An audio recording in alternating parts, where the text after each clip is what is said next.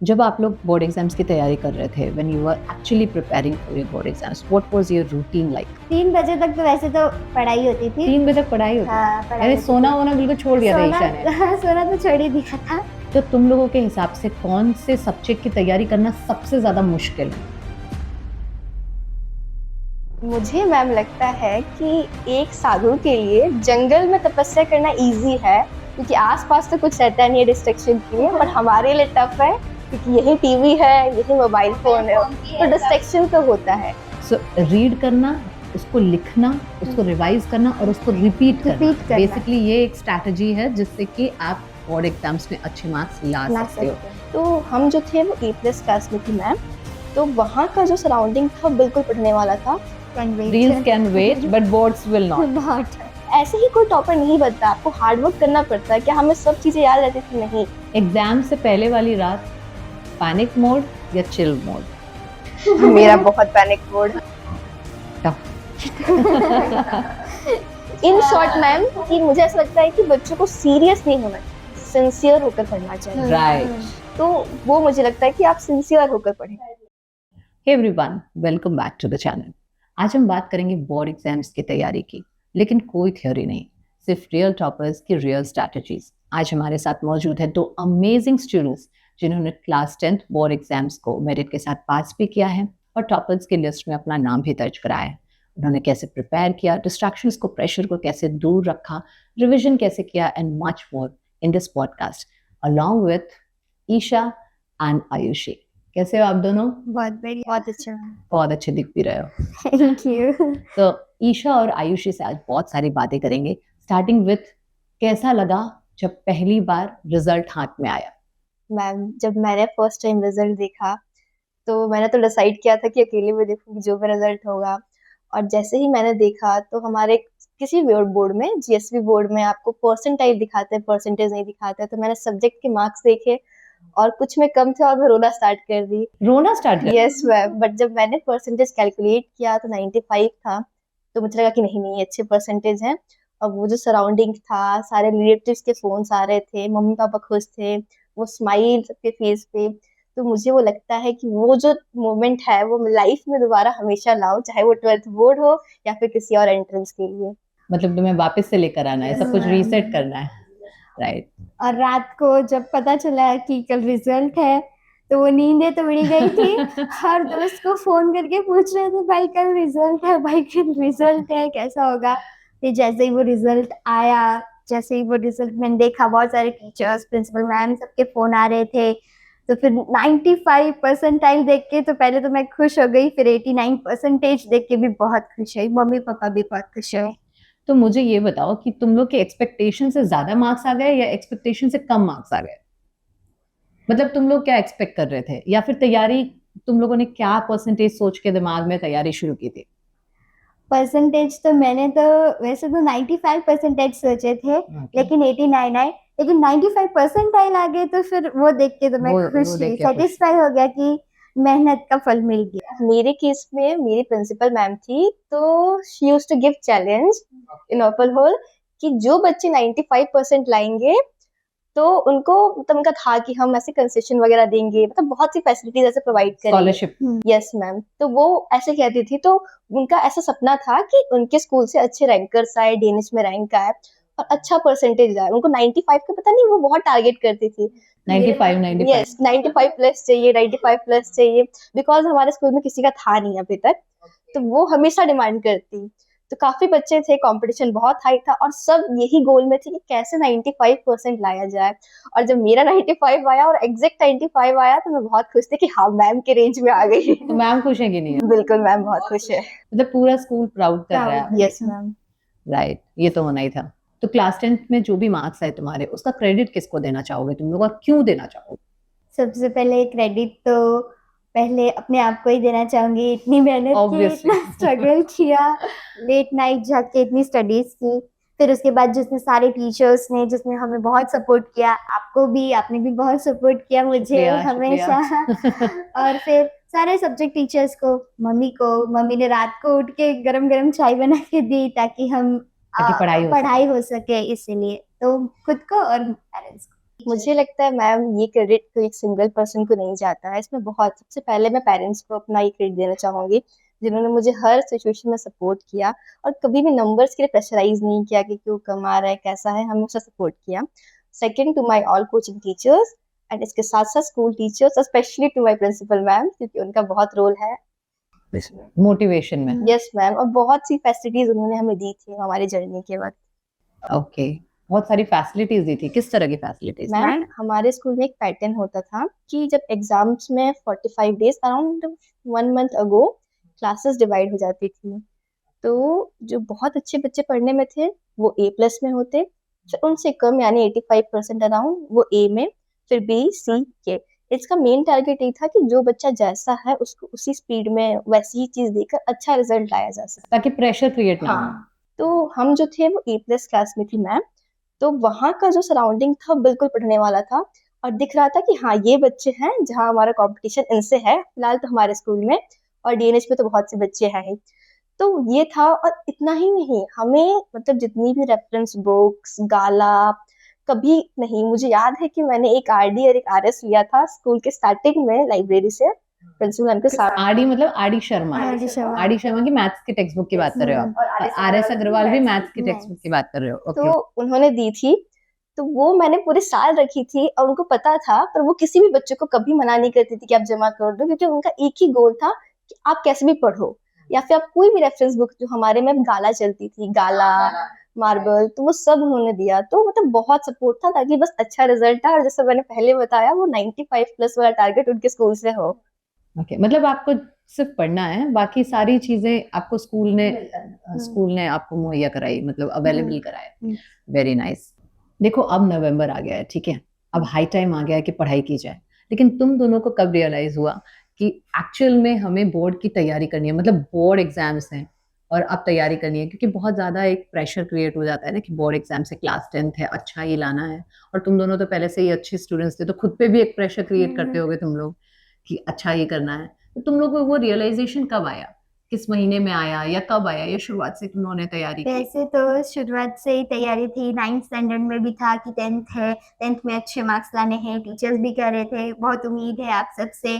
तो फिर वो शुरुआत से ही वो तैयारी थी, कंसिस्टेंसी थी पढ़ने की पहले से ही, आखिर तक वही बनी रही, रिविजन्स हुए। वैसे तो अभी जो है तो जनवरी फरवरी में हमने फुल रिवीजन ही किया था, जब तक एग्जाम थी तब तक, मतलब शुरुआत से ही पढ़ाई तो थी ही। शुरुआत से ही सीरियसनेस थी। हाँ। और मेरा ये था कि मैं स्टार्टिंग में सीरियस मतलब थी, क्योंकि कोई भी जानता कि कौन सी क्लास में पूछता, 10th स्टैंडर्ड बोलते कोई भी रिलेटिव्स, अच्छे से पढ़ना, मार्क्स बहुत बेटर करते हैं, तो पहले से था कि हाँ 10th है, पढ़ना है, तो सीरियस स्टार्टिंग में थी। बट मुझे ऐसे पर्सनली अब फील होता, जो सीरियसनेस मेरे अंदर जब टाइम जैसे जैसे पास आते गया ना, तो स्टडी आवर्स, पढ़ने का वो टाइम पीरियड बहुत बढ़ता गया, तो मुझे लग रहा था कि जो एक्चुअल सीरियसनेस है ना, जब मैंने बताया हमारा डिवीजन वगैरह, तो वो उस समय में कुछ ज्यादा ही कौन सा सीरियस। महीना चल रहा होगा वो टाइम पे? ये हमारे दिसंबर के आसपास, हाँ, अभी एंडिंग नवंबर से डिवाइड हो जाता अच्छा, है। मतलब जैसे जैसे बिल्कुल पास आ गया वैसे ही सीरियसनेस बढ़ गई, लेकिन तैयारी तो शुरू से ही कर रहे थे। यस मैम, सीरियस तो स्टार्टिंग से ही। अभी देखो बहुत सारे लोग होंगे जो अभी भी सीरियस नहीं होंगे। यस मैम, है ना? ऐसा भी होता है, जनवरी आ गई, फरवरी आ गया, या फिर जब प्रिपरेशन लीव मिलती है तो कर लेंगे उनके में, हाँ। ऐसा होता है, हम कर लेंगे। हाँ यार, कर लेंगे, कर क्या ही करना है। लेंगे। तो ये पॉडकास्ट उन बच्चों के लिए एक्चुअली हाँ। जो एंड में ये सोच रहे हैं कि कर लेंगे, तो अब आपके एक्सपीरियंसेस से वो समझेंगे कि कर लेंगे या नहीं करना करेंगे, होगा अभी, या फिर करना होगा, राइट? जब आप लोग बोर्ड एग्जाम्स की तैयारी कर रहे थे, when you were actually preparing for your board exams, what was your routine like? कैसे था दिन, कैसे निकालते थे, कब पढ़ते थे, कितने बजे से पढ़ते थे, स्कूल कब होता था, कोचिंग कब होता था, सब पता करना है हमको। स्कूल वैसे तो हमारे मॉर्निंग की स्कूल थी 7:30 to 12:30, तो हम स्कूल में जाते थे सबसे पहले, फिर गोपीनाथ क्लासेस। वैसे तो वो टाइमिंग हमेशा वैसे चेंज हो गई थी, फिर तो आफ्टरनून की स्कूल हो गई थी, मॉर्निंग। मेरा तो ऐसा था कि बहुत दूर से स्कूल मेरा रखोली में है और क्लासेस में हमें सिलवास आना है, तो मेरा तो बहुत ट्रैवलिंग बहुत हो जाती ट्रैवलिंग में इतना डिस्टेंस हो जाता था ना कि उसमें भी आधी जगह तो पैदल ही रास्ते से जाना है। जानते हैं आयुषी कि कैसे हम गोपीनाथ स्कूल में मैं आती थी, सुबह सुबह पहले तो जल्दी उठो, तैयार हो जाओ, फिर स्कूल में आओ, कोचिंग क्लास जाओ, फिर हम्म। स्कूल जाओ, हम्म। फिर घर पे, फिर घर का भी थोड़ा बहुत काम करो, मम्मी को भी हेल्प करो, मम्मी को हेल्प करना ही ये होगा, जरूरी है। वो बहुत जरूरी है। और उसके बाद मैं तो नाइट आउल हूँ, मैं तो नाइट में मुझे जब ऐसे शांति रहती है तब मुझे पढ़ने में बहुत मजा आता है, सब चीजें अच्छे से तुम समझ सोती आती कब है। थी पर? सोती तो थी 3 बजे तक, तो वैसे तो पढ़ाई होती थी। 3 बजे तक पढ़ाई होती हाँ, थी? पढ़ाई यानी होती सोना थी। वोना बिल्कुल छोड़ दिया था सोना ईशा ने। सोना तो छोड़ ही दिया था।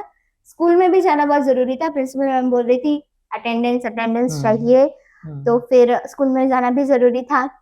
हम करते थे, स्कूल में जाके सो जाते थे, चलेगा स्कूल में सो जाएंगे चलेगा, क्योंकि वहां वैसे ही पढ़ाई नहीं हो पाती थी स्कूल में, सारे ये बच्चे। क्लासेस तो बैक टू बैक चलती है ना, हाँ, बट क्लासेस तुम्हारी चलती थी। पर्सनल पढ़ाई नहीं हो पाती थी। हाँ, पर्सनल जो हमें हम्म। पढ़ना है वो तो नहीं हो पाता था, याद सारी चीजें करनी है वो नहीं हो वो नहीं पाता हो था। पाता था। तो वो रात को होता था, फिर हम 3 बजे सोते थे, सुबह उठते थे, फिर कोचिंग क्लास चलो। मतलब 3 बजे सोते थे, सुबह 5-6 बजे तो उठ जाते होगे ना, क्योंकि हाँ, 7 बजे की स्कूल थी तो 5 बजे उठना होता था। तो 2 घंटे सोई तुम पूरे साल? हाँ, दो पूरे साल ही, हम जैसे जैसे वो चीजें पास आती गई पास आती वैसे गई। वैसे 2 घंटे 3 घंटे ऐसी नींद होती थी, बाकी नींद हम स्कूल में निकाल लेते थे जब रिसेस वगैरह ये तो होती बड़ा थी। हेक्टिक बना रखा था इसने। अभी क्या करें, ऐसा ही था वो। बोर्ड अब अभी एग्जाम्स बहुत से याद आता है, उसी को कहते हैं बोर्ड एग्जाम का पर प्रेशर। बहुत याद आती थी। अभी अभी बहुत याद आती है कि हाँ, अभी जब हम उठते हैं ना, टाइम देखते हैं, हाँ ना, अभी मैं 10th की तैयारी कर रही थी, तब मैं जग रही थी, मैं पढ़ाई कर रही थी, ऐसी सब चीजें याद आती है। घर में जो सारी चीजें लगा रखी है मैंने, अपना ड्रीम वगैरह लिख रखा है, वो ओके। सोते सोते भी उठ जाती हूँ ना, तो वो देखती हूँ, हाँ मैं अभी पढ़ रही थी, 90% लिखा है, 95% लिखा है, सारी चीजें वो याद आती है। मेरा था मैम, मैं स्टार्टिंग में मतलब कि ऐसा कोई फिक्स शेड्यूल नहीं था, क्योंकि नया नया था, बहुत इंटरेस्ट आता था, जो सब्जेक्ट मन करता मैं वो पढ़ती। बट जब पूरा सिलेबस हो गया था और जब स्कूल में बहुत मॉक टेस्ट चल रहे थे, तब एक शेड्यूल आ गया था, वो बहुत टाइट शेड्यूल था, कि मैं अराउंड मॉर्निंग में ऑन एन एवरेज बता रही हूँ, डिपेंड करता है कि मेरा लर्निंग टाइम होता तो मैं सुबह जल्दी उठती, बट अगर ऐसा हो तो नॉर्मली मैं 5 बजे उठ जाती। और जैसा ईशा और हम सेम कोचिंग में है, तो हमारा कोचिंग 8 बजे होता था, 8 बजे। तो मैं जब उठती ना, तो या तो मेरा कोचिंग का कुछ वर्क रह जाता, क्योंकि स्कूल का भी बहुत रहता, या तो मैं खुद का कुछ, मैं जब तक कि आज ही कोचिंग में होगा तो मैं वो पहले से पढ़ के रखती। तो 7:30 के अराउंड तो मैं पढ़ती रहती थी, और फिर मैं फटाफट रेडी होती और मेरा मैं डेली कोचिंग में जाती। सबसे लेट आयुषी आती थी हमेशा कोचिंग में, मैंने बहुत डांट सुना है इसके लिए, मैं कितना भी जल्दी निकल जाऊँ मैं हमेशा लेट होती थी। और हमारा स्कूल ना का टाइम बहुत फ्लक्चुएट करता है, बट मुझे याद है 11:30 से बीच में हो गया था हमारे स्कूल का। तब ना 10 बजे तक तो क्लासेस थी कोचिंग की, तो मेरा घर बहुत दूर है, मुझे जाने आने में 1 घंटा लग जाता। तो मैं वहीं कोचिंग में बैठी रहती, स्कूल में यूनिफॉर्म से पहन के आती, वहीं बैठी रहती, और फिर 1 घंटे के आसपास जो भी मैथ्स वैथ सॉल्व कर लिया, फिजिक्स से क्वेश्चंस कर लिए, फिर 11:30 स्कूल गई। तो वहां ना मैम हमारा, जब मॉक टेस्ट वाला बता रही हूँ मैं टाइम, जब ये था नवंबर दिसंबर आ गया था तब की बात बता रही हूँ, तब बहुत मॉक टेस्ट होते थे, तो फिर मैं मॉक टेस्ट देती थी। फिर जब मैं रात को घर आई थी ना, मतलब 5:30 तक तो मेरा स्कूल हो गया, फिर मैं मतलब चेस क्लास, मैं स्पोर्ट्स में भी हूँ, तो मैं चेस क्लास जाती थी, तो मैं 8 बजे तो चेस क्लास में रहती थी, तो फिर आते आते 8:30 हो जाता। तो एक्चुअल 9 बजे से फिर जो कल टेस्ट है या फिर 3 दिन में टेस्ट है, उसके सिलेबस का मैं पढ़ती 11-12 बजे तक। और फिर सेम, अगर मुझे याद करना हो तो मैं सुबह जल्दी 3-4 बजे उठ जाती और फिर याद करती, और यही साइकिल रहता था। ये तो बोर्ड एग्जाम को सच में मतलब बहुत डिफिकल्ट जैसा साउंड हो रहा है, तो हमारे वाले तो डर जाएंगे सब। ऐसा कुछ नहीं है। वो तो डिक्लेयर कर देंगे 9th से 10th में हमको जाना ही नहीं पर है। जब तक हम एक्सपीरियंस नहीं करेंगे कि 10th की जर्नी कैसी है और एग्जाम कैसे, बोर्ड एग्जाम के पेपर आएंगे, तब तक हमें वो बहुत डिफिकल्ट लगेगा। लेकिन अब हमें पूछेंगे तो बोर्ड इज वेरी इजी। आप पूछेंगे तो अब बोर्ड इज पूछेंगे वेरी तो इजी। इजी। बट तब तुम लोगों ने काफी एक टाइट शेड्यूल बना के हाँ। रख दिया था, मतलब खुद पे रहम नहीं किया बिल्कुल भी। और चेस कहाँ, स्पोर्ट्स कॉम्प्लेक्स में? हाँ मैम, यहाँ स्कूल का। यहाँ स्पोर्ट्स कॉम्प्लेक्स में सीखती थी, हर रोज जाती थी? यस मैम, बस एग्जाम्स के जब डेट शीट आए थे ना, तो उसके कुछ दिन पहले से मैंने स्किप कर दिया था, क्योंकि फिर बहुत वो था, प्रेशर हो जाता था, तो फिर टाइम बचाने के लिए मैंने लगभग एग्जाम के 45 डेज पहले से मैंने फिर जाना बंद कर दिया। तो तुमको ऐसा लगता है आयुषी कि चेस का जो तुमने फोकस सीखा चेस में, वो तुमको बोर्ड एग्जाम में हेल्प कर? बहुत ज्यादा मैम, बहुत ज्यादा। पता है हमारे में ये होता है, मैं नेशनल भी खेल चुकी हूँ, मैंने अपने डीएनएस डेडी को रिप्रेजेंट किया है नेशनल्स में। अरे वाह। तो 2 बार मैं नेशनल्स खेल चुकी हूँ। तो उसमें क्या होता है ना हमारे इसमें कि हम जहाँ खेलते हैं ना school game federation of India SGFI, तो वहाँ एक एक गेम पे हम 4-4 5-5 घंटे बैठे रहते हैं। वो क्लासिकल होता है 60+30, मतलब अगर मैं एक मूव चलूंगी और क्लॉक प्रेस करूंगी तो 30 मिनट का मुझे इंक्रीमेंट मिलेगा, वो टाइम और बढ़ जाएगा। तो वो गेम्स काफी लंबे होते हैं। तो मैं जो थी कि मैं एक बार बैठ जाऊं तो मेरा मैच खत्म हो तो ही मैं उठती हूँ। और ये चीज मैंने बोर्ड्स में क्या नोटिस की, जब मैं पेपर लिखना स्टार्ट करती ना, उस टाइम से लेकर लास्ट तक क्या हुआ मेरे आसपास से मुझे पता ही नहीं चलता था। मेरा वो लेवल ऑफ कंसंट्रेशन था वहाँ उतना पे। फोकस तुमने हाँ, बिल्ड किया थ्रू focus। चेस। तो मुझे घर पे लोग पूछते कि चीटिंग हो रहा था क्या, मैंने कहा मैं तो देखा ही नहीं, मैं तो पेपर लिख रही थी, मुझे आइडिया ही नहीं है कि चीटिंग हो रहा था कि नहीं।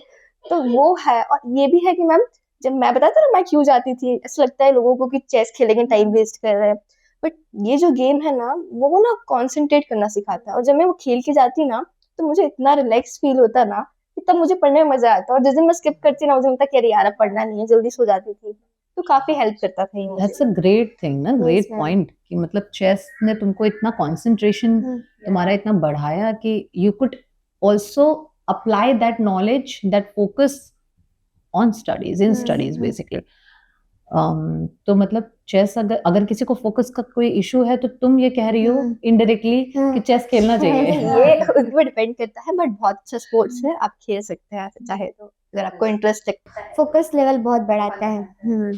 सो नोट्स जब तुम लोग बनाते थे, क्योंकि बनाते ही थे, मैंने ईशा के तो बहुत सारे नोट्स देखे भी थे, हाँ। बहुत लिखती थी वो। बहुत सारी क्योंकि बुक्स उसने गुजरात बोर्ड कंप्लीट। एक ऐसा बोर्ड है जहाँ पे बहुत लिखना है, बहुत अच्छी तरह लिखना है, प्रेजेंटेशन बहुत अच्छी होनी चाहिए, इसलिए लिखने की प्रैक्टिस तो होनी ही चाहिए उसमें, तो अगर गुजरात बोर्ड के स्टूडेंट हो तो। मैंने भी नोट्स बनाए थे स्टार्टिंग से ही, बट जैसे जैसे थोड़ा टाइम आया ना तो मुझे याद है कि मैंने कुछ चैप्टर स्किप कर दिए थे। मैं NCERT से ही पढ़ा करती थी। और जब मेरा था ना नोट्स का, मैं कैसे रिवाइज करती थी, जो आपने पूछा रिवाइज का कॉन्सेप्ट, तो मेरे एक सर थे, वो एडवाइस करते थे स्टार्टिंग में मैम, बहुत पहले पहले, मतलब 2-3 महीने हुए थे। तो वो क्या कहते थे कि जो चीज आप बोलते हो वो आपको बहुत कम याद रहती है एज कम्पेयर टू आप उसे पेपर पर लिखते हो। तो उन्होंने मुझे क्या कहा था कि जितना लिख लिख के आप याद करोगे वो अच्छा होगा। तो मैं ये फॉलो करती थी और मेरी काफी किताबें भर गई थी लिख लिख के। तो उसमें मुझे 2 मेन पॉइंट दिखे, एक तो मैं लिखती थी, और जैसा ईशा ने बताया कि आपको कितना नॉलेज है वो इम्पोर्टेंट नहीं है, आप पेपर पर उसे कैसे प्रेजेंट कर रहे हो वो इम्पोर्टेंट है। तो मुझे राइटिंग प्रैक्टिस भी बहुत हो गई और स्पीड तो काफी फास्ट हो गई। और ये होता है ना कि अगर मैं कुछ रॉन्ग लिखती ना, तो फिर जब मैं मॉक टेस्ट लिखती हूँ तो मुझे आता है हाँ हाँ मैंने गलती की, अभी ये गलती वापस नहीं नहीं करनी करेंगी। है। तो वैसे वो मुझे बहुत हेल्प करता था। तो मेरा तो यही था कि मैं लिख लिख के रिवाइज करती थी नोट्स स्टार्टिंग में। और जैसे जैसे टाइम पास आया तो फिर ये तो पॉसिबल नहीं था कि आप पूरा सिलेबस लिख सको, और तब तक इतने बार पढ़ लिया था कि वो फिर चीजें तुरंत याद होती। लैंग्वेज कितना कितना बड़ा रोल प्ले करता है। कभी कभी ऐसा भी होता है कि बच्चा आंसर तो जानता है, बट जैसा आपने बोला कि पेपर पे लिखना बहुत इंपॉर्टेंट है, वो पेपर पे शायद उस तरीके से लिख नहीं पाता जिस तरीके से वो सोचता है आंसर को। तो कितना इंपॉर्टेंट है। एक्चुअली मुझे लगता है ना मैम, बच्चों को लगता है कि कई क्या होता है ना, बच्चे बहुत डिप्रेस हो जाते हैं कि क्यों नहीं आ रहा है, मैं तो याद करता हूँ, डेली पढ़ता हूँ, क्यों नहीं आ रहा है। तो वो राइटिंग प्रैक्टिस बहुत इंपॉर्टेंट रोल प्ले करता है। आपने याद तो कर लिया, बट अगर आप उसको लिखोगे ना तो वो आपके दिमाग में बैठ जाता है। या ऐसा तो हम कितनी सारी चीज सुनते हैं दिन में, क्यों नहीं याद रहती है सब चीजें। आपने लिखा, इसका मतलब आपने उस पर कॉन्सेंट्रेट किया, तो वो चीजें आपके दिमाग पे रहती है। तो ऐसा करना चाहिए, बच्चों को राइटिंग प्रैक्टिस पढ़ना चाहिए अगर आपके पास अभी टाइम है तो। अगर आपने अभी तक ये स्ट्रैटेजी यूज नहीं की है तो यू शुड ट्राई, राइट। और पहले से ही है ना, हमें ना, मैंने ना पहले से कलरफुल नोट्स बनाना स्टार्ट किए थे विथ ब्यूटीफुल ब्यूटीफुल डायग्राम्स। तो मुझे वो बार बार खोल के देखने का मन होता था और बार बार मैं वो पढ़ती थी। मतलब वो पढ़ने का मन होना चाहिए। तो वो मैंने बहुत अच्छे कलरफुल पेन से बनाए थे, पहले से ही नोट्स बनाए थे, स्टार्टिंग से ही पढ़ाई स्टार्ट की थी। तो फिर लास्ट तक भी मैंने वो नोट्स अपने पास रखे, और एग्जाम के पहले दिन भी जो आखिरी रातें थी उसमें भी मैंने वो खोल के नोट्स देखे थे। तो वो हमेशा याद रह जाते हैं, और जब हम पेपर लिखते हैं ना तो हमें वो माइंड में वो पूरा का पूरा पिक्चर दिखता है, अगर हमें कोई डायग्राम मुझे नहीं तो याद याद है। है मैम, जब मैं पेपर लिखने बैठती ना तो मुझे तो याद आता कि हाँ यहाँ एक्टिविटी थी, यहाँ लाइंस थे, तो वो पेपर ही पूरा माइंड के आगे आता था जब हम लिखते थे। मतलब आप लोगों ने इतनी बार देख लिया रिवाइज था। रिपीट किया था, हाँ, बार बार लिखा था और उसको बार बार समझा था, और इस तरह से रिवाइज किया था कि वो दिमाग में वो पूरा पेपर पेपर ही आ जाता हाँ, था। जैसा था वैसा छप गया था। वो साइंस में 5th लेसन था, पता है, डाइजेशन का डायग्राम और पूरा का पूरा पेज नंबर भी याद है, 149 पेज नंबर है उसका, अभी तक वो याद है ऐसा। सो रीड करना, उसको लिखना, उसको रिवाइज करना और उसको रिपीट करना, Repeat करना। बेसिकली ये एक स्ट्रैटेजी है जिससे कि आप बोर्ड एग्जाम्स में अच्छे मार्क्स ला सकते हो। Even if you think that you are an average और Average। बिलो एवरेज स्टूडेंट, या फिर आप बिगिनर हो, या फिर आपने अभी तक कुछ नहीं किया है, राइट? बहुत सारे बच्चे होंगे जो अभी तक सोच रहे होंगे कि चलो देख लेंगे यार, देख लेंगे। है ना? तो अगर अभी तक कुछ भी नहीं किया है तो भी you can still read, you can still right, you can still revise and you can still repeat, right? Yes ma'am. तो तुम लोगों के हिसाब से कौन से सब्जेक्ट की तैयारी करना सबसे ज्यादा मुश्किल है? और जो ये आंसर है मैम दोनों का सेम है। हिंदी एंड गुजराती। हम Indian लैंग्वेज में गुजराती। बहुत परेशान रहते थे, लैंग्वेज बहुत ज्यादा। क्योंकि मुझे लगता है हमारा मेन रीजन ये था कि पूरे साल तो साइंस मैथ एसएस पढ़ते रहते और लैंग्वेज को हमने टाइम ही नहीं दिया है। और इंग्लिश? इंग्लिश तो पढ़ इंग्लिश को भी इम्पोर्टेंट समझ के पढ़ा था तुम इंग्लिश लोगों को ने? इम्पोर्टेंट समझ रहा, और हिंदी एंड गुजराती। मैं तो गुजराती हो गई, मैंने तो गुजराती में सबसे कम मार्क्स आए। पापा इसी बात से शिकायत है कि गुजराती में मार्क्स देख, इसलिए मतलब हमने पहले से ही सब साइंस मैथ्स एसएस मतलब जो जो टीचर्स तुम लोगों को लगता था कि बहुत इम्पोर्टेंट है और बहुत वास्ट। हमें तो लैंग्वेज के टीचर्स कहते थे कि इसके भी परसेंटेज काउंट होंगे, इसे भी पढ़ना है। चेतना टीचर ने तो डरा के रखा था हमको, गुजराती में मार्क्स कम आए तो देख लेना। तो यही था मैम, हमारा मेन रीजन ये था कि सब देखते हैं आजकल का माइंडसेट यही है कि साइंस मैथ वगैरह और आगे चलने काम भी आता है, तो हम ज्यादातर वही पढ़ते थे। तो ये था कि कहीं हमारे मतलब लैंग्वेज की प्रिपरेशन में कमी आ गई थी। तो मैंने तो जहां तक मुझे जब ये रियलाइज हुआ कि नहीं अब तो परसेंटेज कम हो रहे हैं, कि मार्क्स तो इसके भी काउंट होने वाले हैं, तो तब मैंने जो लैंग्वेज में प्रैक्टिस की थी, कि मुझे ही पता है गुजराती के लिए मैंने एक किताब भर दी थी और आंसर्स तो मतलब मुझे लगा नींद में कोई लिखवाता था तो भी मैं उठ के लिख देती। इतना प्रैक्टिस किया था, क्योंकि हमारा अपना लैंग्वेज है नहीं, हम ट्राई करते थे सीखने का उसे। आयुषी याद है कि नहीं, पारुल मैम हमेशा मैथ्स, वैसे तो मैथ्स टीचर है पारुल मैम, लेकिन हमेशा क्लास खत्म होने के बाद वो बोल के जाती थी लैंग्वेज भी पढ़ना है, लैंग्वेज के भी मार्क्स क्योंकि ऐसे में स्टूडेंट्स हमेशा लैंग्वेज को लास्ट रखते हैं, राइट? उनको लगता है ये तो दिस वन इज इजियर।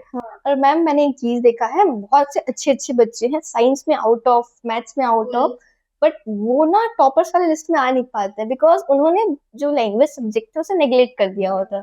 तो अगर जो बच्चा अच्छा है साइंस मैथ में, वो ट्राई करे कि वीकेंड्स में इसको करते रहे, ताकि आपका ओवरऑल जो परसेंटेज है वो अच्छा बना रहे। ये कितना इम्पोर्टेंट पॉइंट है, जो कि बच्चे अभी भी ये कर रहे होंगे, है ना? साइंस मैथ्स और एसएस में और इंग्लिश में इतना ज्यादा ध्यान दे रहे होंगे कि हिंदी गुजराती को बिल्कुल भी वो तवज्जो नहीं दे रहे होंगे, लेकिन अब देना पड़ेगा, अब देना होगा। स्पेशली एज आयुषी सेड कि वीकेंड्स पे थोड़ा थोड़ा पढ़ेंगे तो शायद हो जाए। तो सिलेबस कम होता है उसका? सेम रहता है, सेम सिलेबस, 18 चैप्टर्स से हमारे 18 चैप्टर से गुजराती में, गुजराती में और हिंदी 23 थे। 23 चैप्टर 23 और प्लस ग्रामर भी होगा ना? हाँ यस मैम, गुजराती में भी ग्रामर था सेम। और फिर ऐसे ये सब की अलग प्रैक्टिस करनी पड़ती थी, लेटर निबंध राइटिंग, लेखन, पत्र लेखन, सारी चीजें टफ। हमारे लिए तो हिंदी और गुजराती ही टफ था। हम परेशान थे लास्ट में। और मैथ्स का क्या हाल चाल था?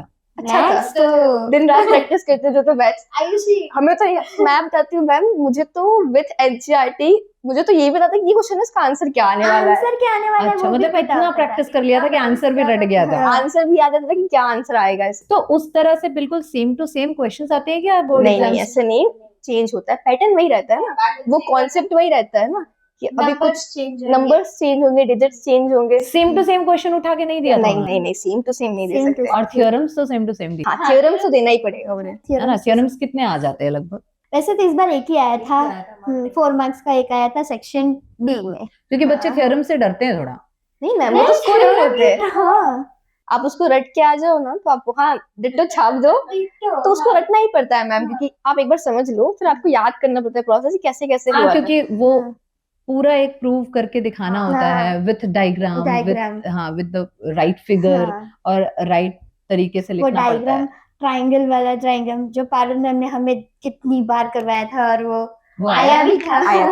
अब पेपर में पारुल टीचर पहले याद आई थी वो क्वेश्चन देखकर कि टीचर आपने कराया था। पारुल मैम तो बहुत से क्वेश्चन थे मैम जो मतलब मैम कराती थी रेफरेंस बुक से, तो एक आध दिन पहले ही किए थे हम लोग, और जब वो पेपर में आया था ना हम बहुत खुश थे कि हाँ मैम ने करा दिया था। टीचर को थोड़ा अंदाजा मिल जाता होगा ना कि दिस वन विल कम और मे कम, है ना? हाँ तो टीचर्स जो इतने सालों से पढ़ा रहे हैं पढ़ा उनको रहे थोड़ा अंदाजा तो रहता है कि ये आया था मे बी 2 साल पहले, तो अब ये अब वापस रिपीट आएगा, होगा, हाँ। है ना? इस तरह से बहुत सारे टीचर्स प्रिडिक्ट करते हैं। और जो टीचर्स, पारुल मैम आपकी कोचिंग में टीचर थी, हाँ हाँ, तो वो कोचिंग पढ़ा रही है तो उनको तो काफी उनको काफी एक्सपीरियंस था, तो तो अच्छा है, शॉर्ट शॉर्ट उन्होंने आपको बता ही दिया था। हाँ उसके लिए हमने बहुत थैंक्स भी किया था टीचर को लास्ट में। Teachers have a very important role, they play a very important role. बच्चा किस तरह से पूरे साल पढ़ाई करता है, क्या स्ट्रैटेजीज अपनाता है, उसमें टीचर्स का एक बहुत बड़ा रोल होता है, राइट? और आप लोग तो कोचिंग में भी टीचर्स मिल रहे हैं, स्कूल में भी टीचर्स मिल रहे हैं, तो डबल डबल आप लोगों को तो फायदा हो रहा था। तो कुछ बच्चे होते हैं जो कोचिंग नहीं जा रहे, तो आपके हिसाब से उनको कैसे प्रिपेयर करना चाहिए? ऑनलाइन भी बहुत सारी आज तो वेबसाइट्स है जिससे हम पढ़ सकते हैं। किसको रेकमेंड करोगे तुम लोग? PW फिजिक्स वाला। फिजिक्स वाला। और इसका बहुत बड़ा रीजन है मैम, फिजिक्स वाला एक ऐसा प्लेटफॉर्म है कि आज वो कितनी बड़ी बड़ी एंट्रेंस एग्जाम हो, नीट हो, जेईई, वो बहुत एफोर्डेबल प्राइस में 5,000 के आसपास का बैच है उनका 1 साल का फॉर नीट। वो इतनी अच्छी क्वालिटी टीचर्स देते हैं विथ, मुझे लगता है जो हमें पढ़ाते हैं उनका एक्सपीरियंस हमसे ज्यादा है, हमारे एज से ज्यादा एक्सपीरियंस है। तो जो बच्चा, अब हर बच्चा ऑफलाइन अफोर्ड नहीं कर सकता है, बट आज ऐसा हो गया, मैं ये बैचेस की बात नहीं कर रही, यूट्यूब पे भी पूरा कंटेंट फ्री है, तो आप जो है वहां जाकर देख सकते हैं और काफी अच्छी प्रिपरेशन कर सकते हैं। वो भी बहुत अच्छे अच्छे प्रैक्टिस कराते हैं, बहुत अच्छी सीरीज लाते हैं।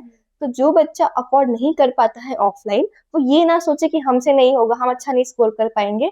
अब ऑनलाइन से आज तो यूट्यूब पे बहुत सारी चीजें अवेलेबल है और फ्री ऑफ कॉस्ट अवेलेबल है। आप वहां जाकर अच्छे से पढ़े, क्वेश्चन प्रैक्टिस करें, मुझे पूरा विश्वास है कि बहुत अच्छा स्कोर वो बच्चों को ऐसा होता है ना, ये बड़े बड़े कोचिंग क्लासेस में जाके इनके अच्छे परसेंट आ रहे हैं, पर ऐसा कुछ नहीं है। हम भी एक मामूली से कोचिंग क्लासेस, गोपीनाथ वैसे तो बहुत बड़ा है, पर फिर भी वहां पे हम गए, फिर हमने बहुत सारी चीजें ऑनलाइन भी देखी, जिसमें फिजिक्स वाला में जो साइंस समृद्धि मैम पढ़ाती थी, ऋतिक सर मैथ्स के लिए, वो मतलब बेस्ट है। उसके अगर हम वो करें ना तो हमें कोई दूसरी जरूरत नहीं है। मुझे और एक्चुअली जगह जाने लगता है के ना लिए। मैम, इट डिपेंड्स ऑन बच्चा कि बच्चा सच में मेहनत कर रहा है कि नहीं। मतलब बहुत से मतलब बच्चे कि हैं, पूरी दुनिया के टीचर्स क्यों ना पीछे पड़ जाएं, अगर बच्चा खुद से मेहनत खुद नहीं से कर रहा है करेगा तो नहीं तो होगा। हाँ। लेकिन फिर भी टीचर्स का फर्क तो पड़ फर्क रहा तो है, है। अच्छी कोचिंग का और अच्छे स्टडीज का, Studies। स्टडी मटेरियल का हाँ। फर्क पड़ रहा है, राइट? Yes ma'am. और ईशा तो खान सर को भी बहुत फॉलो करती है। हाँ, खान सर को बहुत फॉलो करती हूँ, क्योंकि मैं अभी जब से मैंने खान सर की वीडियो देखी है, एक ऐसी रात नहीं है जब मैंने उनका कोई एक लेक्चर नहीं देखा है। हर दिन हर रात मैंने कोई एक लेक्चर, चाहे मैं जितनी बिजी हूँ, बोर्ड एग्जाम में भी हाईली इम्प्रेस्ड है ये खान सर से। उन्होंने इतने अच्छे काम और किए वो हैं। बहुत अच्छे काम किए भी है, लेकिन वो पढ़ाते हैं ना, वो हर चीज याद हो जाती है। वो सुनो बस, आप सिर्फ उनको सिर्फ सुनते सुनना। रहो। Right. तो कुछ टीचर्स की एक खास बात है भी कि हाँ। सिर्फ सुनकर भी आपको याद हो जाता है। दिव्य कीर्ति सर भी बहुत अच्छे हैं, वो भी बहुत मोटिवेशन देते हैं हमेशा। तो मतलब ऑनलाइन भी आप कहना चाह रहे हो कि इवन इफ चाइल्ड के पास इतना पैसा नहीं है कि वो ऑफलाइन कोचिंग कर सके, तो वो ऑनलाइन कर सकता है। और गोपीनाथ में तो आप फ्री पढ़ रहे थे, हाँ, है ना? ईशा हैव स्कॉलरशिप, स्कॉलरशिप के थ्रू गई थी। मैंने तो 9th में टॉपर थी रखोली स्कूल में, इसीलिए उन्होंने मुझे रिकमेंड किया था कि आप आओ, ऐसा आपको फ्री क्लासेस देंगे। तो मुझे फ्री ये चीजें भी मतलब बहुत लोगों को नहीं पता, but this is a very beautiful thing to happen कि अगर आपने 9th स्टैंडर्ड में टॉप किया है अपने स्कूल में, तो यहाँ पर जो कोचिंग्स हैं वो आपको फ्री में पढ़ा रहे हैं। तो यही रीजन था, अगर फ्री नहीं होती तो कोचिंग क्लास में कभी रखोली से सामरवाड़ी नहीं आती। और मैम यहाँ के कोचिंग सेंटर का अपना है कि वो अपने टेस्ट वगैरह लेते हैं। गोपीनाथ GSET लेता है, मोशन MTSC लेता है। तो जो बच्चा लगता है कि अफोर्ड नहीं कर पा रहा है, वो स्कॉलरशिप एग्जाम दे, आपको 100% तक की स्कॉलरशिप वहाँ मिलती है। आप वो बिल्कुल ट्राई करें। यहाँ पे अगर जो बच्चे यहाँ के देख रहे हैं, वो ये टेस्ट देख के देखिए, आपको अगर आप नहीं अफोर्ड कर पा रहे हैं तो आपके लिए बहुत अच्छा है, आपको काफी स्कॉलरशिप मिलेगी। Nice nice. तो अभी ये शहर में रहते हुए गोपीनाथ में एक बार ट्राई करना चाहिए, है ना? आपको ऐसा लगता है? नहीं मैम, ऐसा गोपीनाथ के स्टूडेंट्स हैं। आयुषी, अभी तुमने मुझे बहुत सारे मॉक टेस्ट के बारे में बताया, बहुत सारे टेस्ट जो ऑनलाइन ऑफलाइन आप लोग दे रहे थे। मुझे बताइए कि जो प्री बोर्ड्स होते हैं, ठीक है, उनके पैटर्न में और जो बोर्ड एग्जाम्स का जो पूरा बोर्ड एग्जाम्स का जो पूरा पैटर्न होता है, पेपर्स होते हैं, उनका और प्री बोर्ड्स में क्या कॉमन होता है, क्या डिफरेंट होता है? आपको लगता है कि कुछ डिफरेंट रहता है? प्री बोर्ड तो इजी हो जाते हैं, बोर्ड थोड़े टफ होते हैं, या फिर उल्टा कर देते हैं? उल्टा उल्टा प्री बोर्ड्स उल्टा कर थोड़े देते हैं। मेरे तरफ से टफ थे। ऐसे तो टफ नहीं थे, वैसे तो मैथ्स में 80 आफ्टर 80 आए थे, इसलिए तो मैं तो खुश इसलिए टीचर को सब इजी लगता था। तो वो थोड़े से टफ थे, लेकिन सोशल साइंस वगैरह देखे जाए, इंग्लिश वगैरह। लेकिन बोर्ड के एग्जाम में बस इतना है कि आप अपनी बेंच पे नहीं बैठ रहे हो, आप किसी और स्कूल में जा रहे हो, आप किसी और बेंच पे बैठ के अपने एग्जाम दे रहे हो, बस इतना ही डिफरेंस मुझे उसका लग रहा है। साइकोलॉजिकल कुछ असर पड़ता है क्या, कि हम किसी और स्कूल में जा रहे हैं, हाँ, किसी और जगह पे बैठ रहे हैं, उसका थोड़ा सा स्ट्रेस कुछ प्रेशर रहता है? नहीं मैम, बेंचेस लग जाती है, मुझे तो कुछ खास उतना प्रेशर नहीं लगा। क्योंकि कुछ वो बच्चों को होता environment होगा तो शायद, देख है ही ना, नहीं रही है। कि मुझे- ट्रैवल करके कहीं और जाना और कहीं और बैठ। हमारा पास रहता है ना मैम, इस टाइम इतना स्ट्रेस नहीं रहता है। जो एक्चुअल सीबीएसई के सेंटर्स पड़ते हैं काफी दूर दूर पड़ते हैं, तो उनको ट्रेवलिंग करके फिर वहां जाना, और फिर वहां हमारा था कि हमें अपने ही दोस्त वगैरह मिल रहे थे, तो उतना हमें नहीं टेंशन था। लेकिन मुझे लगता है कि स्ट्रेस होता होगा, आप इतने दूर जा रहे हो, फिर किसी और स्कूल में बैठ रहे हो, एग्जाम लिख रहे हो, फर्स्ट टाइम लिख रहे हो, तो ऑफकोर्स स्ट्रेस तो होता होगा। तो प्री बोर्ड्स में टीचर्स जानबूझ के सबकी वाट लगाते हैं। Yes. हाँ, है ना? मुझे भी लगता है कि थोड़ा स्कूल ट्राई करता है अपनी तरफ से कि पेपर टफ बनाए, कि आपको टफ की आदत हो। थोड़ा इजी गोइंग ना हो। हाँ, टफ की आदत हो, आप थोड़ा और उस पेपर के लिए और हाई प्रिपेयर करो। अगर आप यहाँ प्रिपेयर कर रहे हो और यहाँ आता है तो कोई इश्यू ही नहीं है, और अगर आप यहाँ प्रिपेयर कर रहे हो और वही पेपर बोर्ड में आता है तो फिर आपके लिए तो हेल्पफुल हो जाएगा वो। तो हमेशा कोशिश करते थे कि थोड़ा टफ रखे, ताकि अगर पेपर टफ भी आता है तो उनके बच्चे जो है वो पैनिक ना करें, पेपर दे दे अच्छे से। तो इसलिए थोड़ा हर स्कूल ट्राई करता है मैम कि थोड़ा पेपर टफ करे प्री बोर्ड का, और मार्क्स कम आते थे बच्चे के तो होता है थोड़ा बहुत। उनको इंस्ट्रक्शंस रहते हैं हाँ, कि इनको पहले फंसाओ, हंसाओ, फिर इनको बताओ कि इतना आसान नहीं इतना होने वाला आसान है। नहीं होने वाला। वो एवरेज स्टूडेंट के लिए होते हैं, मुझे ऐसा लग रहा है, क्योंकि वो एवरेज स्टूडेंट को देख के पता चले कि यस कि पेपर सच्ची में है, पेपर बहुत टफ आने वाला है, तो अभी तक अगर नहीं पढ़ा है तो पढ़ ले। राइट, और सीरियस हो जाओ, सीरियस हो है ना, जाओ। सीरियस हो जाओ। ये जो मस्तियां चल रही हैं, सीरियस का अलावा में प्री बोर्ड ही होता है। ये बात तो सही है। हम्म। प्री बोर्ड्स होते तब जाके थोड़ी सीरियसनेस आती है। अरे हाँ। यार इतना पढ़ा। प्री बोर्ड आ गए, अभी बोर्ड भी आने वाले हैं, ऐसा होता है उनको। उसका नाम भी कितना खतरनाक होता है, प्री प्री बोर्ड्स। बोर्ड्स।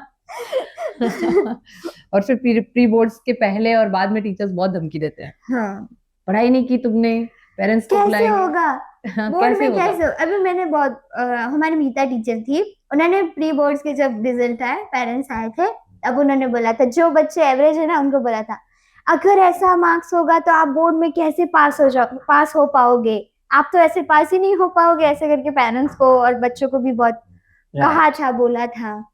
ताकि ताकि मतलब टीचर्स ये seriousness- एफर्ट डालते हैं ताकि ये बच्चों को थोड़ी सीरियसनेस आए और बच्चे अब पढ़ना शुरू करें on a very serious note, है ना, मतलब एक्चुअल में पढ़ना शुरू करें। क्योंकि अभी तक तो हम किताबें खोल के बैठते हैं, पर हम कहीं और ही रहते हैं। हाँ। होता है ना ऐसा। हाँ। तो हम सामने से ऐसा लग रहा होता है अरे यार बहुत टाइम निकल गया, हम कब से पढ़ रहे हैं, पर एक्चुअली हम कुछ पढ़ ही नहीं रहे होते, हम कहीं और ही डिस्ट्रैक्टेड रहते हैं। डिस्ट्रैक्शंस को कैसे हम उससे हम कैसे बच सकते हैं, या डिस्ट्रैक्शंस को कैसे कम कर सकते हैं? What do you think? Distraction वो अभी हमारे साथ तो नहीं हुआ, मुझे लगता है ऐशी के साथ भी नहीं हुआ होगा, लेकिन जो मोबाइल फोन और स्क्रीन टाइम, वैसे तो अभी मोबाइल फोन मेरे पास आया है, पहले नहीं था, पहले जो भी था वो काम के लिए था मेरा। बाकी वो इंस्टाग्राम आईडी, स्नैपचैट, वो सब अभी स्टार्ट किया मैंने, और वो जो इंस्टाग्राम आईडी और स्नैपचैट था वो बंद था जब प्री बोर्ड्स थे, तो कोई ऐसे कनेक्शन नहीं था। फोन पे भी बात होती थी तो फिर काम की बात होती थी, कोई आयुषी मेरे को फोन करती थी कि नोट्स अगर है तो भेज दो, मैं फोन करती थी, बस यही होता था। तो हमारे लिए स्क्रीन टाइम तो ज्यादा नहीं था, लेकिन फॉर एवरेज स्टूडेंट वो तो स्क्रीन टाइम और स्नैपचैट और इंस्टाग्राम तक, बोर्ड तक थे। जब तक मैं अपने फ्रेंड्स की बात करूं तो वो तो बोर्ड तक स्टोरियां लगा रहे थे, स्टोरीज पे थे वो, स्टोरी इंस्टाग्राम स्टोरीज पे थे। तो फिर उनको तब तक सीरियस हो जाना चाहिए था, और अभी वो फेल हो गए हैं। तो ऐसा अभी जो स्टूडेंट है वो ऐसा ना करे, प्लीज थोड़ा सा सीरियस हो जाए अगर पास होना है तो, नहीं तो उनकी तरह हालत हो जाएगी अभी जो। ओके मुझे मैम लगता है कि एक साधु के लिए जंगल में तपस्या करना इजी है, क्योंकि आसपास तो कुछ रहता नहीं है डिस्ट्रैक्शन के लिए, बट हमारे लिए टफ है क्योंकि यही टीवी है, यही मोबाइल फोन है, तो डिस्ट्रैक्शन तो होता है। लेकिन इससे दूर रहने का मुझे ये सबसे मेन लगता था। जब मुझे होता, मैं झूठ नहीं कहूंगी, मुझे भी लगता था कि थोड़ा फोन चला लेती हूँ, बट मुझे था कि नहीं, मैम ने कहा है 95% लाना है, तो मेरा मुझे गोल दिखता था। तो जब मैच होती ना तो मुझे तो नहीं नहीं यार, पहले पढ़ लेती हूँ क्योंकि मार्क्स भी तो लाने हैं। तो अगर आप अपने गोल की तरफ बहुत फोकस्ड हो तो आप उसे दूर कर सकते हो, खुद दूर हो गया आपसे, क्योंकि आपको पता है कि आपका मेन टारगेट क्या है। तो वो डिस्ट्रैक्शन तो सबकी लाइफ में रहते हैं, और ट्राई करें कि सोशल मीडिया पे स्कूल लाइफ में जितना हो सके अवॉइड करने के लिए। अगर आप जितना अवॉइड करोगे तो बहुत अच्छा है। बेसिक एप्स जैसे कि व्हाट्सएप जो आपको स्कूल्स के लिए यूज होता है, यूट्यूब वगैरह यूज करें फॉर द पढ़ाई के पर्पज। तो तुमको ऐसा नहीं लगता कि अगर हम इंस्टाग्राम को या स्नैपचैट तो चलो ठीक है, पर इंस्टाग्राम और बाकी चीजों को अगर हम अवॉइड करेंगे तो हम कहीं पीछे रह जाएंगे? स्टूडेंट्स की पॉइंट ऑफ व्यू से मैं बोल रही हूँ, हम पीछे, मुझे ऐसा लगता है, अगर मतलब मैं अपडेटेड नहीं रहेंगे। Do you think so? मुझे नहीं ऐसा लगता है मैम, क्योंकि मैं अभी तक किसी भी ऐप में एक्टिव नहीं हूँ, ना स्नैपचैट ना इंस्टाग्राम, कोई भी ऐप में नहीं टिल नाउ। और मैंने सोचा है कि मैं 12th तक रहूंगी भी नहीं, क्योंकि मुझे उसका कोई यूज नहीं लगता। स्नैपचैट का क्या यूज करेंगे मैम, फोटोज वगैरह के लिए। इंस्टाग्राम पे हाँ ये है कि अच्छी अच्छी डाटाज आते हैं, तो आप थ्रू यूट्यूब भी आपको मिल जाता है। मतलब आप ऐसा सजेस्ट कर रहे हो कि इंस्टाग्राम पे ना रह के यूट्यूब पे YouTube आप पे, रहो? हाँ मतलब ऐसा नहीं कि ना वो रहो, अगर आप information अपने पे YouTube पे बहुत भी स्ट्रिक्ट रहती हो है। तो आप रह सकते हो। बट यूट्यूब पे बहुत एक अच्छा ऐप है जहाँ पे आपको डेली क्या क्या चल रहा है हमारे ऑल ओवर इंडिया न्यूज वगैरह मिलती रहती है, टीवी है। तो मुझे लगता है कि अगर आपको लग रहा है कि आप उससे डिस्ट्रैक्ट हो रहे हो इस ऐप से, तो जो आप नॉलेज अच्छा उससे ले रहे हो थ्रू किसी और ऐप से ले लो जहाँ पे कम डिस्ट्रैक्शन हो, क्योंकि यूट्यूब में भी बहुत डिस्ट्रैक्शन है, रील्स शॉर्ट्स वगैरह तो उसमें भी आता है। बट इन शॉर्ट आपको अपने आप पे फोकस रहना है कि नहीं ये सब नहीं यूज करना उतना। देखो मुझे ऐसा लगता है कि तुम्हारे जैसे बच्चे, जैसे कि तुम्हारे और ईशा जैसे बच्चे, और भी बहुत सारे बच्चे जो एक्चुअल में अपने गोल को लेके बहुत सीरियस हैं, है ना, उनको अपना गोल दिखता है और उनको ऐसा लगता है कि हाँ मुझे ये करना है और ये नहीं करना है, क्लियर है उनके उनके खुद के माइंड में क्लियर है। It's not an external pressure, right? Yes, ये ma'am. तुम लोगों ने खुद के ऊपर एक प्रेशर क्रिएट किया है, लेकिन not everybody is going through this. हाँ, मैं सारे- इस बात के लिए एक चीज बताना चाहूंगी कि जो अब मैं ST/SC स्टूडेंट के बारे में बात करूंगी, कि वो और एवरेज स्टूडेंट जो भी है, कि वो उनका कोई गोल सेट नहीं है। उनको ये नहीं पता है कि मैं अगर पढ़ूंगा तो मुझे क्या करना है, आगे क्या जाके करना है और क्या मिलेगा, क्या मिलेगा, मुझे पढ़ के क्या मिलेगा। वैसे तो ST/SC स्टूडेंट को बस अच्छा सा घर चाहिए, अच्छी सी गाड़ी चाहिए, और फिर उनकी लाइफ सेट है। फिर आगे जाके मम्मी पापा शादी करवा देंगे। वो खुद भी ढूंढ सकते हैं। तो ये तो लेकिन- सबके साथ है, SC/ST की क्या बात है, ये तो नहीं, सबके ये तो साथ। सबके ही साथ है, लेकिन उनको ये नहीं पता है जो भी है कि हमें कौन सा गोल सेट करना है। उनको ये नहीं पता है कि हम पढ़ाई करेंगे तो हमें ये चीज मिलेगी। हमें, उनके पास कोई गोल ही नहीं है, सेट गोल नहीं है। जैसे मेरा है गोल, तो फिर मैं मुझे ऐसा होता है रात को अगर मैं पढ़ते पढ़ते मुझे नींद आ रही है, मैं खुद को पूछती हूँ बनना है, हाँ मेरे अंदर से आवाज आती थी हाँ बनना है, तो फिर पढ़ाई करो, बनना है तो पढ़ाई करो, नहीं तो सो जाओ। ओके ये चीज थी। तो वो डिसअट्रैक्शन से भी मोबाइल चला रहे, टाइम देखते इतना टाइम हो गया, बनना है कि नहीं बनना है, ऐसे अंदर से आवाज आती थी। वो चीज उनके अंदर नहीं है, उनके अंदर ऐसा कोई गोल सेट नहीं है। तो मतलब अगर आपको डिस्ट्रैक्शन से बचना है तो एक ये भी इम्पोर्टेंट पॉइंट है कि आपको, you should have a goal, otherwise distraction से आपको कोई बचा नहीं सकता। This what you are saying ना, कि गोल तो होना चाहिए लाइफ में, वरना आप डिस्ट्रैक्शन से बच नहीं सकते। अगर आपका गोल क्लियर है तो आप अपने आप डिस्ट्रैक्शन से बचते जाएंगे, क्योंकि अंदर से एक आवाज आएगी, हाँ, अंदर बनना से है बनना है। बनना है। मैम जैसे कि आपने कहा कि बहुत बच्चों पे प्रेशर होता है, तो पेरेंट्स वगैरह का भी पेरेंट्स का प्रेशर रहता कि है। आपको यही बनना है, तो मैं तो वो कहूंगी कि बच्चा खुद से डिसाइड करे। क्योंकि आप किसी प्रोफेशन में जाओ और आपका खुद का ही मन ना लगे तो क्या आप उसमें रह पाओगे? ज्यादा समय तक आप रह नहीं पाओगे। अगर मान लो कि मुझे है कि मुझे टीचर बनना है, या फिर मैं फॉर एग्जाम्पल बता रही हूँ, आपने मुझे नहीं बनना है, मुझे पेरेंट्स ने कहा बनो, फिर अब मैं उस फील्ड में जा रही हूँ और जब मेरा ही मन नहीं लग रहा है, मुझे ही इंटरेस्ट नहीं आ रहा, तो क्या पॉइंट है उसका? तो ये बात पेरेंट्स को भी समझनी चाहिए, जो बच्चों को प्रेशराइज करते हैं ऐसा नहीं करना चाहिए। आपका बच्चा उस प्रोफेशन में खुश रहेगा, अर्निंग तो होगी ही, आज के हर प्रोफेशन में अर्निंग है, तो क्यों ना उसी में आगे बढ़ाया जाए। ये नहीं कि जहाँ क्राउड जा रहा है आप वहीं जाए, डॉक्टर ही करना है, इंजीनियर ही बनना है, वो ऐसा नहीं करना चाहिए। अगर बच्चे को किसी नए फील्ड में इंटरेस्ट है तो जाने देना चाहिए। अगर आपका बच्चा वहाँ खुश है, आपको लग रहा है कि प्रोफेशन अच्छा है, तो प्लीज जाने दो उन्हें, कोई कोई सा इशू नहीं है, प्रेशराइज कभी नहीं करना चाहिए।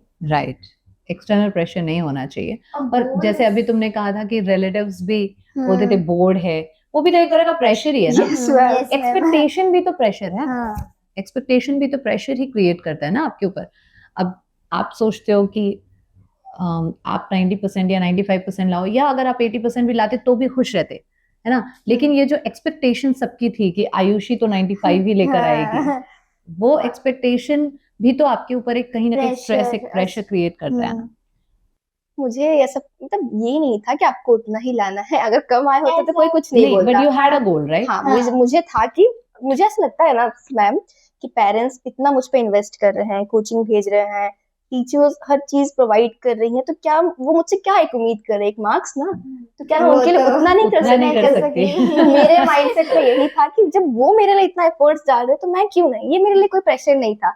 अगर आज भी 92 से कम आए होते तो टीचर कुछ नहीं बोलती, बच्चे क्या आए हैं वो आज भी वैसे ही ट्रीट करते हैं जैसे वो पहले करती थी जब 95 नहीं आए थे तब भी, तो उसमें कोई चेंजेस नहीं है।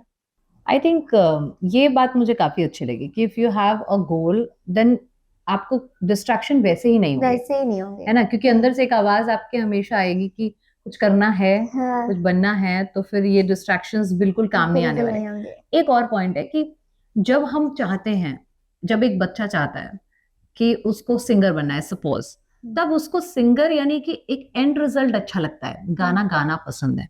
उसको नहीं पता है कि कितनी स्ट्रगल है ना, कितना हार्ड वर्क है। क्योंकि हार्ड वर्क सिर्फ पढ़ाई में नहीं है, ऑब्वियसली अगर आप कहीं भी पहुंचना चाह रहे हो तो आपको हार्ड वर्क करना ही है।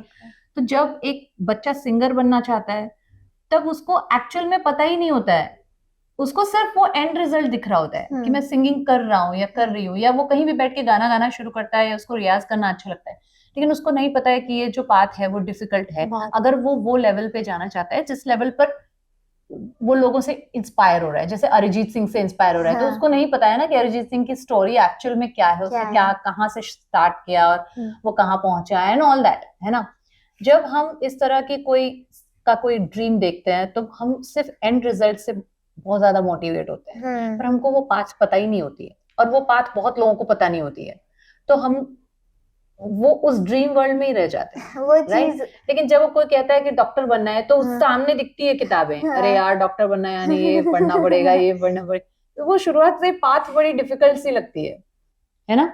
वो कोई ड्रीम जैसा महसूस नहीं होता है। लेकिन ऐसा है कि यूपीएससी अगर करना है तो वो गोल सेट है कि आईएएस बनना। Yes. लेकिन मुझे ऐसा लगता है कि अगर वो गोल तक जाना है तो वो सक्सेस की जो सीढ़ियां है ना उनसे प्यार करना चाहिए, वो जो गोल है उनसे प्यार नहीं करना मुझे ऐसा चाहिए। लगता है कि हम इतनी ज्यादा ड्रीम वर्ल्ड में रहते हैं कि जो पाथ हमको पता रहता है ना, वो पाथ हम पर प्रेशर डाल रहा होता है, ठीक है। लेकिन जो पाथ हमको पता ही नहीं है ना, बस हम उसको एज अ ड्रीम लेके चलते रहते हैं। हमको मालूम नहीं है कि हमको उस पाथ में भी डिफिकल्टीज होने वाली है, क्योंकि एक सेट रूल नहीं है टू बिकम अ सिंगर। कोई सेट रूल नहीं है, आपको नहीं पता कि आपको कैसे जाना है, ठीक है, unless you try and find out कि इसमें जाने का क्या रास्ता है, क्या तरीका है, आपको सपोर्ट मिले, आप कुछ लोग आपको ऐसे मिले, आपने एक बैंड बना लिया, लाइव परफॉर्मेंसेस कर लिए, आगे जाने की का रास्ता खुद तय किया, है ना, वो है। बट आप जब हम पढ़ाई करते हैं तो हमारे पास एक सेट रूल होता है, ओके 10th करना है, 12th करना है, उसके बाद नीट करना है ना, इस तरह का हमारा एक सेट रूल होता है। तो वो रूल्स होते हैं, तो आई थिंक प्रेशर जो है वो ज्यादा क्रिएट होता है, डोंट यू थिंक, कि जब हमको पता होता है कि हमको ये करना है, ये करना है, ये करना है, ये करना है, तो हम खुद पर ज्यादा प्रेशर क्रिएट करते हैं। मुझे एक टीचर कहते हैं कि हमें पास्ट बहुत बेकार लगता है, प्रेजेंट भी बहुत बेकार लगता है, बट फ्यूचर बहुत अच्छा लगता है, जैसे आपने कहा। बिल्कुल क्योंकि पास्ट में मैं बहुत दिस मेहनत is what I wanted to say actually. Present में बहुत मेहनत करना पड़ रहा है, पर फ्यूचर है कि हाँ यही बनना है। तो ये मैम आपने ये बात तो कही, अगर मेरा फिक्स है तो मुझे दिख रहा है कितना मेहनत करना है, ये है वो तो है, तो आपको हार्ड वर्क करना ही पड़ेगा।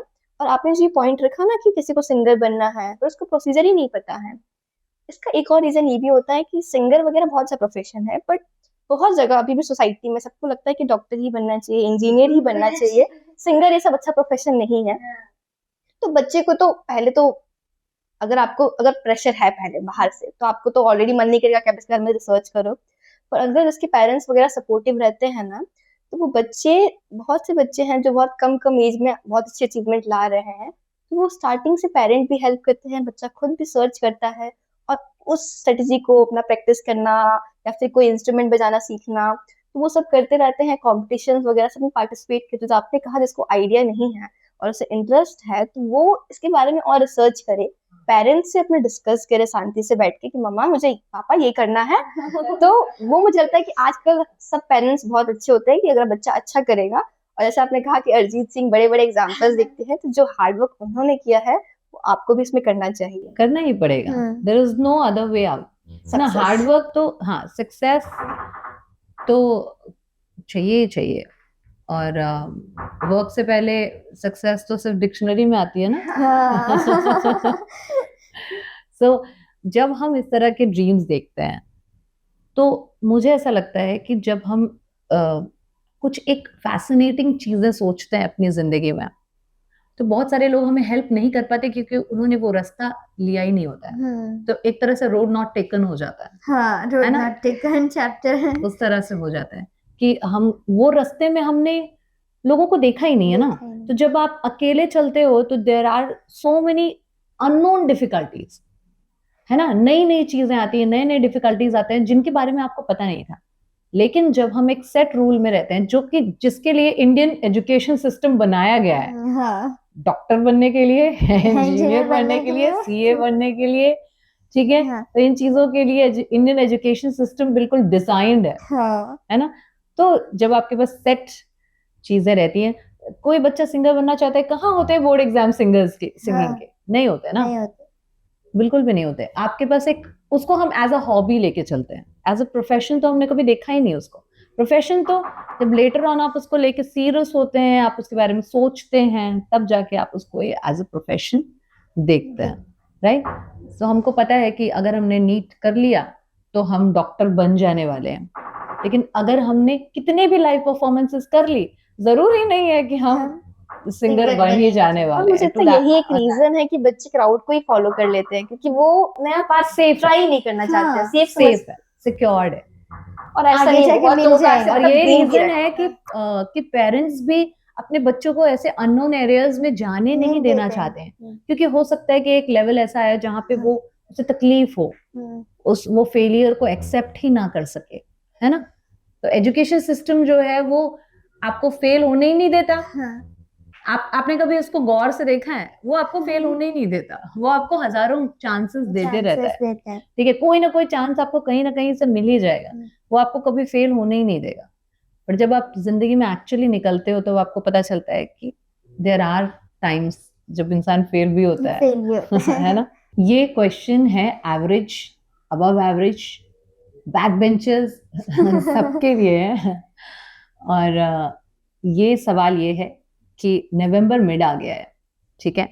मिड से भी ज्यादा आई थिंक अब तो एंड आ गया, नवंबर एंड आ गया।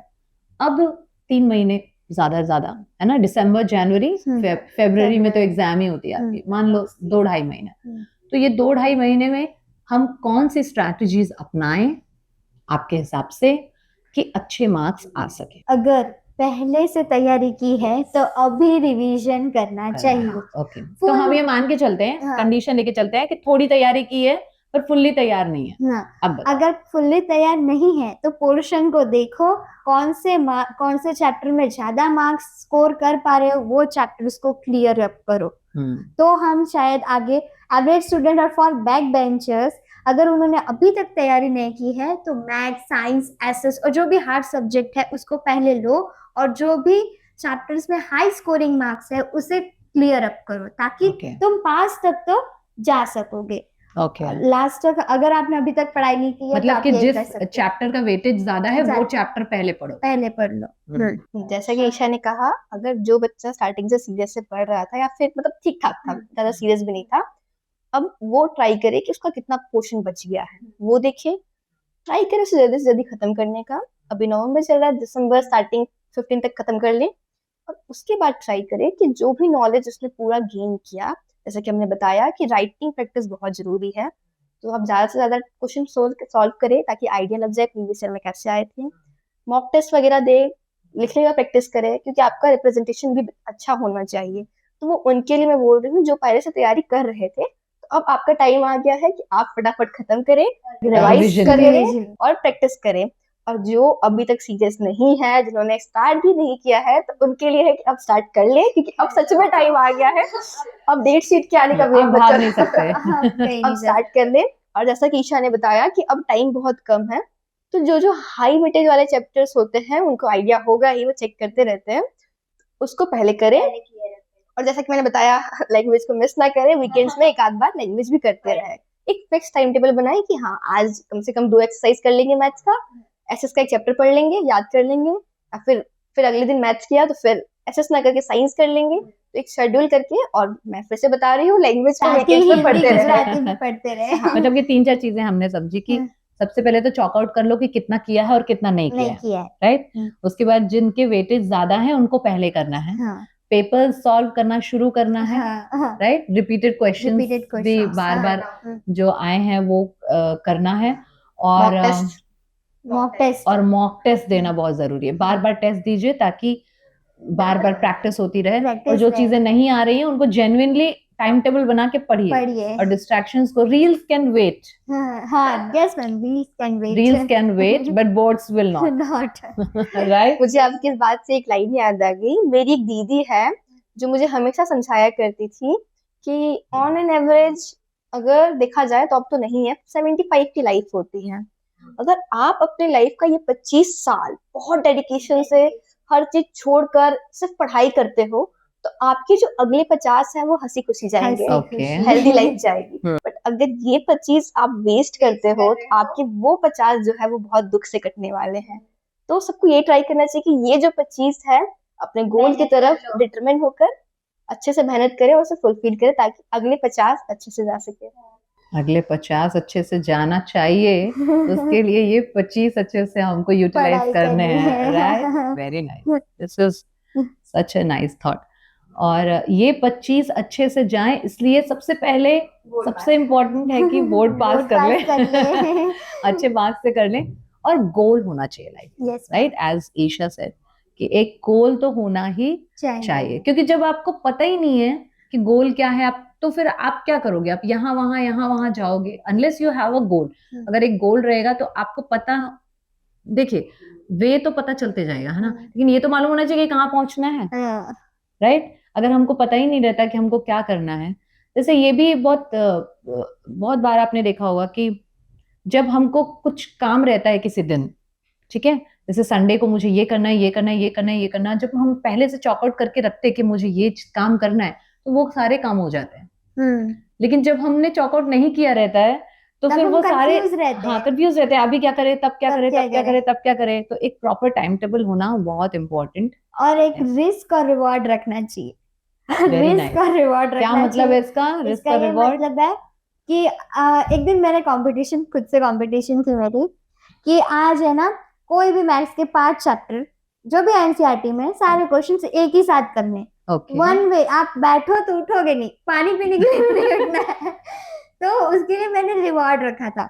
अगर ये कर लिए तो मैंने मम्मी को बताया रखा था आज मंचूरियन खाएंगे। अगर कर लिया तो, अगर नहीं कर पाए तो आज मैं खाना नहीं खाऊंगी, नहीं तो फिर कोई और चीज। मम्मी को बोलूंगी मम्मी आज मैंने ये काम नहीं किया, तो मम्मी और सुनाई देगी, वैसे तो वो रिस्क हो जाएगा हमारे लिए। तो रिवॉर्ड और रिस्क रखना चाहिए ताकि हमें वो करने के लिए ऐसा अंदर से फील हो कि मोटिवेशन हो। करना है, करूंगी ना तो कोई अच्छी। अभी तो मैंने तो एक दिन के लिए रखा था मोटिवेशन की आज कुछ अच्छा खाएंगे, अगर हमने ये पूरे क्वेश्चन कर लिए तो।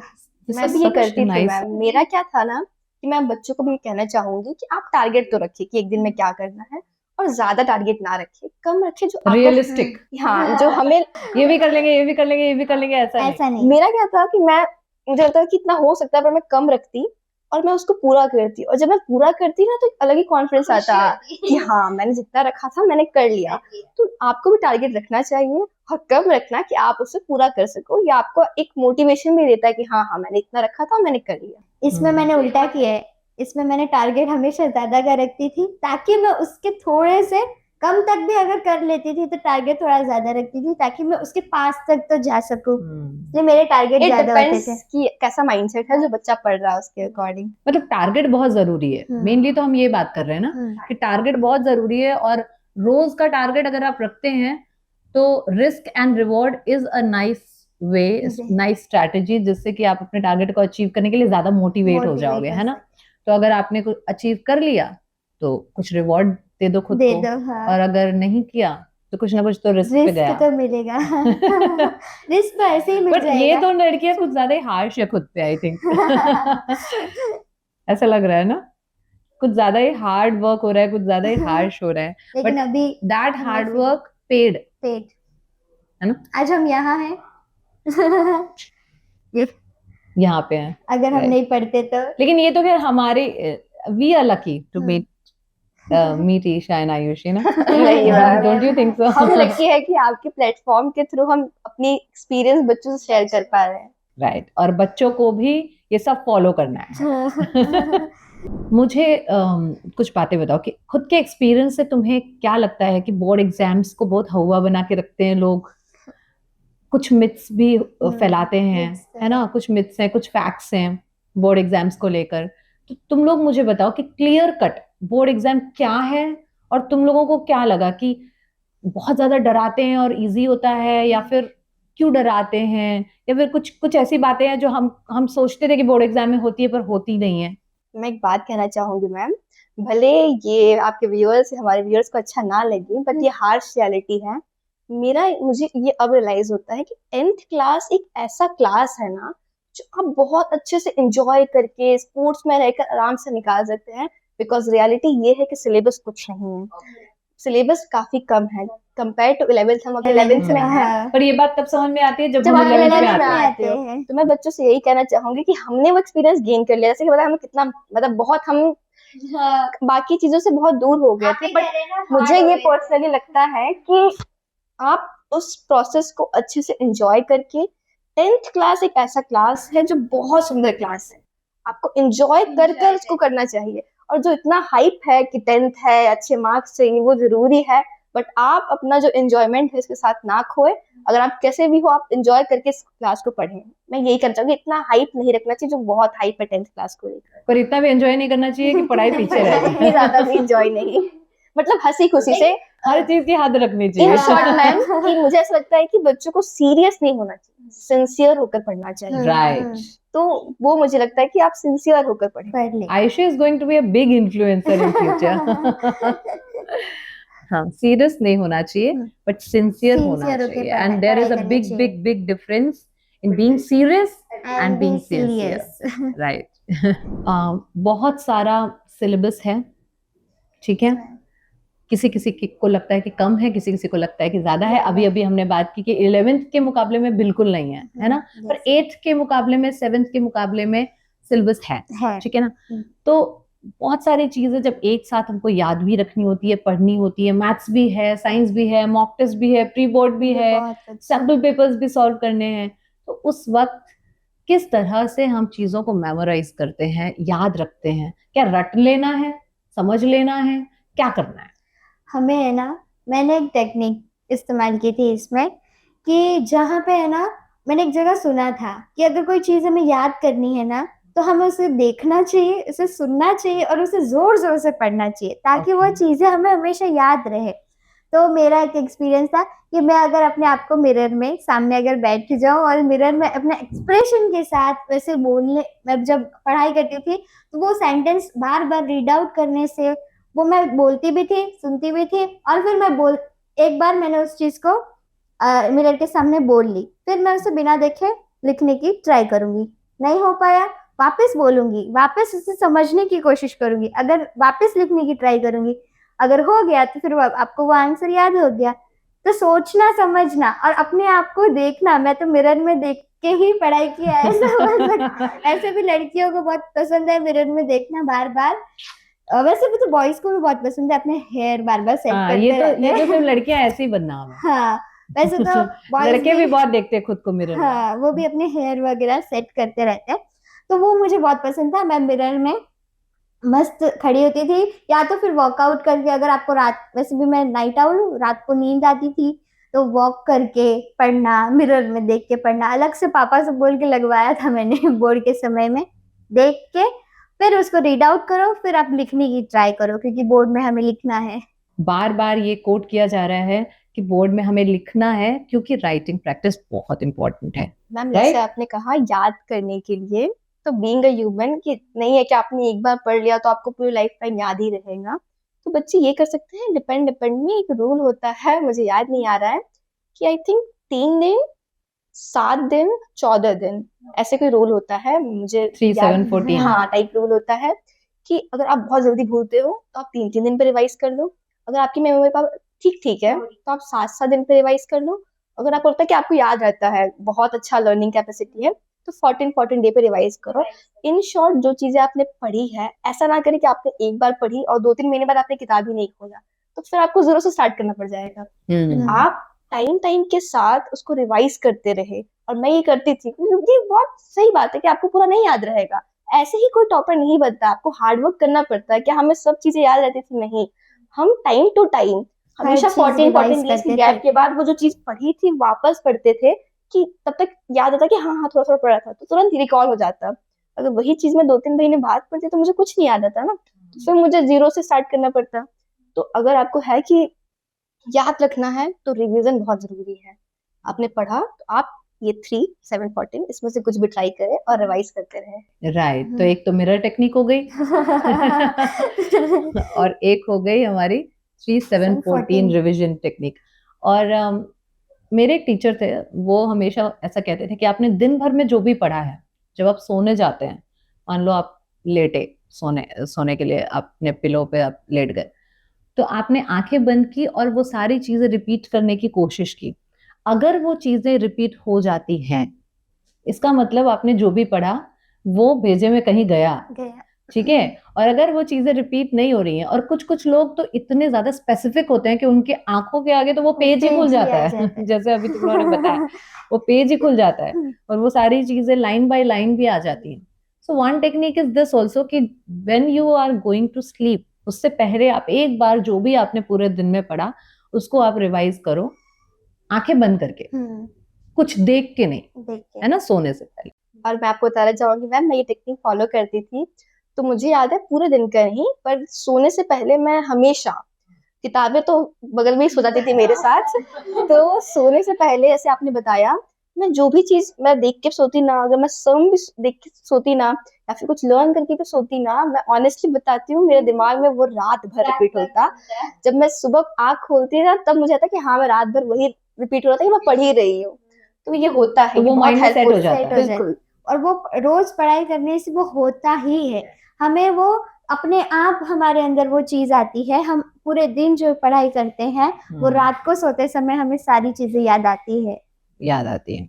अगर आपको ये पता करना है कि आपको वो चीज जो आपने पढ़ी है वो समझ आई कि नहीं, तो उसे किसी और को समझा के देखना चाहिए, यस है ना। मैम। और जब आपके पास कोई नहीं है तो मिरर टेक्निक के थ्रू आप खुद को ही समझा सकते के हैं। यही माइंडसेट रहता है कि बहुत बच्चे, मैं भी यही करती थी, जब कोई नहीं रहता ना और जब मैं पढ़ती ना, तो मैं ऐसे ही पढ़ती कि मैं दूसरों को पढ़ा रही हूँ। मैंने कभी भी ऐसे नहीं पढ़ा कि मैं खुद पढ़ रही हूँ, मैं हमेशा ऐसे पढ़ती थी कि मैं किसी सामने को पढ़ा रही हूँ, भले कोई रहे ना रहे।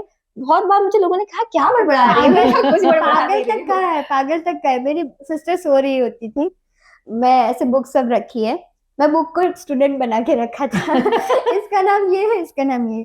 बच्चों समझ आया? मतलब समझाने के बाद मैंने, बच्चों समझ आया? तो फिर प्राची यहीं से बोलती थी, हाँ दीदी समझ आ गया। यानी कि एक शॉर्ट तरीका है कि अगर आपको पता करना है एक्चुअली में आपको समझ आए कि नहीं, तो आप उस चीज को समझा के देखो। अगर आप समझा सकते हो यानी क्लैरिटी आ गई है, राइट। क्लास 10th की जो जर्नी रही उसमें बहुत सारे ब्यूटीफुल मोमेंट्स भी आए होंगे, मतलब ये मुश्किल वाले तो हमने बहुत सारे डिस्कस कर लिए हैं, बहुत सारे ब्यूटीफुल खूबसूरत अच्छे पल भी आए होंगे, है ना। तो कुछ बताना चाहोगे तुम लोग? पहले तो मैं व्यूअर से बताना चाहूंगी, इतना सीरियस नहीं होना है, हम भी काफी मस्ती करते थे। पहले मस्ती वाला पार्ट पता नहीं क्यों नहीं आ रहा है, बट मस्ती भी बहुत करते थे, तो आपको मस्ती भी करना है। तो हम काफी एंजॉय करते थे, ऐसा नहीं हम सिर्फ पढ़ते रहते थे। मैंने कहा ना कि उतना सिलेबस नहीं रहता है, आप चाहो ना मस्ती करके अच्छे से पढ़ सकते हो। बताओ ईशान, हमने चिल्ड्रन डे टीचर्स डे हर बहुत अच्छे एक से फेस्टिवल celebration बहुत अच्छे से सेलिब्रेट किया। ये नहीं है कि दिवाली है तो उसी दिन किताब लेके बैठना है, बाकी भले आप साल भर ना पढ़ो पर दिवाली के दिन फोकस होके पढ़ना है, वो नहीं। सारे फेस्टिवल्स हमने बहुत अच्छे से एंजॉय किए थे। तो मुझे तो पूरा 10th जर्नी ही अच्छा था, और अच्छा हो सकता था, थोड़ा बहुत ऊपर नीचे होता तो चलता। राइट, मतलब कि ज्यादा सीरियस होने की जरूरत नहीं है और सीरियस होने की जरूरत है। दोनों है, दोनों पर है। दोनों का मतलब अलग है हाँ है ना। सीरियस भी होना है when it comes to studies, studies है ना, when it comes to scoring marks. लेकिन इतना भी सीरियस नहीं होना है कि खुद पर इतना प्रेशर डाल दिया Pressure कि डाल बस दिया। वो ही कर रहे हैं, मैम बता, खेल मैं नहीं रहे आपको हैं। एक एक्सपीरियंस शेयर करना चाहूंगी कि मैं एक बहुत से क्रिकेट फैन भी हूँ। तो जब चैंपियंस ट्रॉफी का फाइनल था और उसके नेक्स्ट डे मेरा हिंदी का पेपर था, बोर्ड्स की बात बता रही हूँ, बट मैं इतनी, मतलब मेरा इतना था ना कि मुझे पता था कि मुझे रात को तो मैं मैच देखूंगी, तो वो जो टाइम पीरियड है मुझसे किताब खुलेगा नहीं, और खुलेगा तो मेरा फोकस नहीं होगा।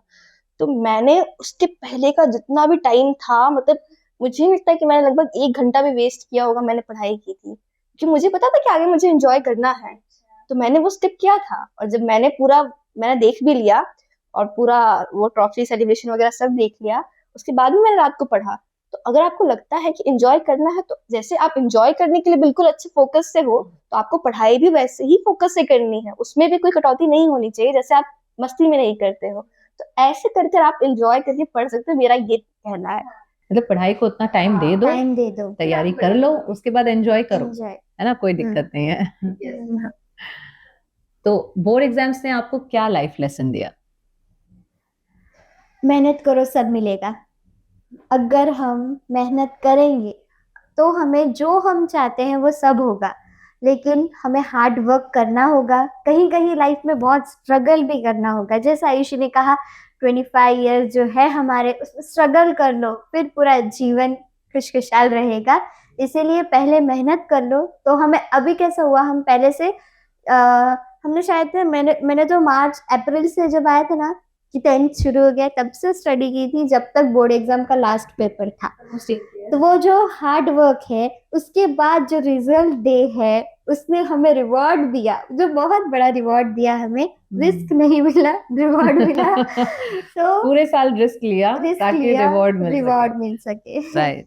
मैम मुझे क्या लगता है कि क्लास 10th का जो पूरा जर्नी है, उसका लास्ट ये नहीं रिजल्ट है कि आपके कितने मार्क्स आए, भले मेरे 95 आए, कम भी आए होते ना मैम, तो मुझे जो एक्चुअल चीज सीखने को मिला ना, वो ये सीखने को मिला कि जो मैंने इतना हार्ड वर्क किया, इतना पेशेंस रखा, एक एग्जाम के लिए इतना प्रिपेयर किया, रात रात भर जागा, सुबह भी जागा, मतलब पूरा टारगेट क्या था उस एग्जाम के लिए।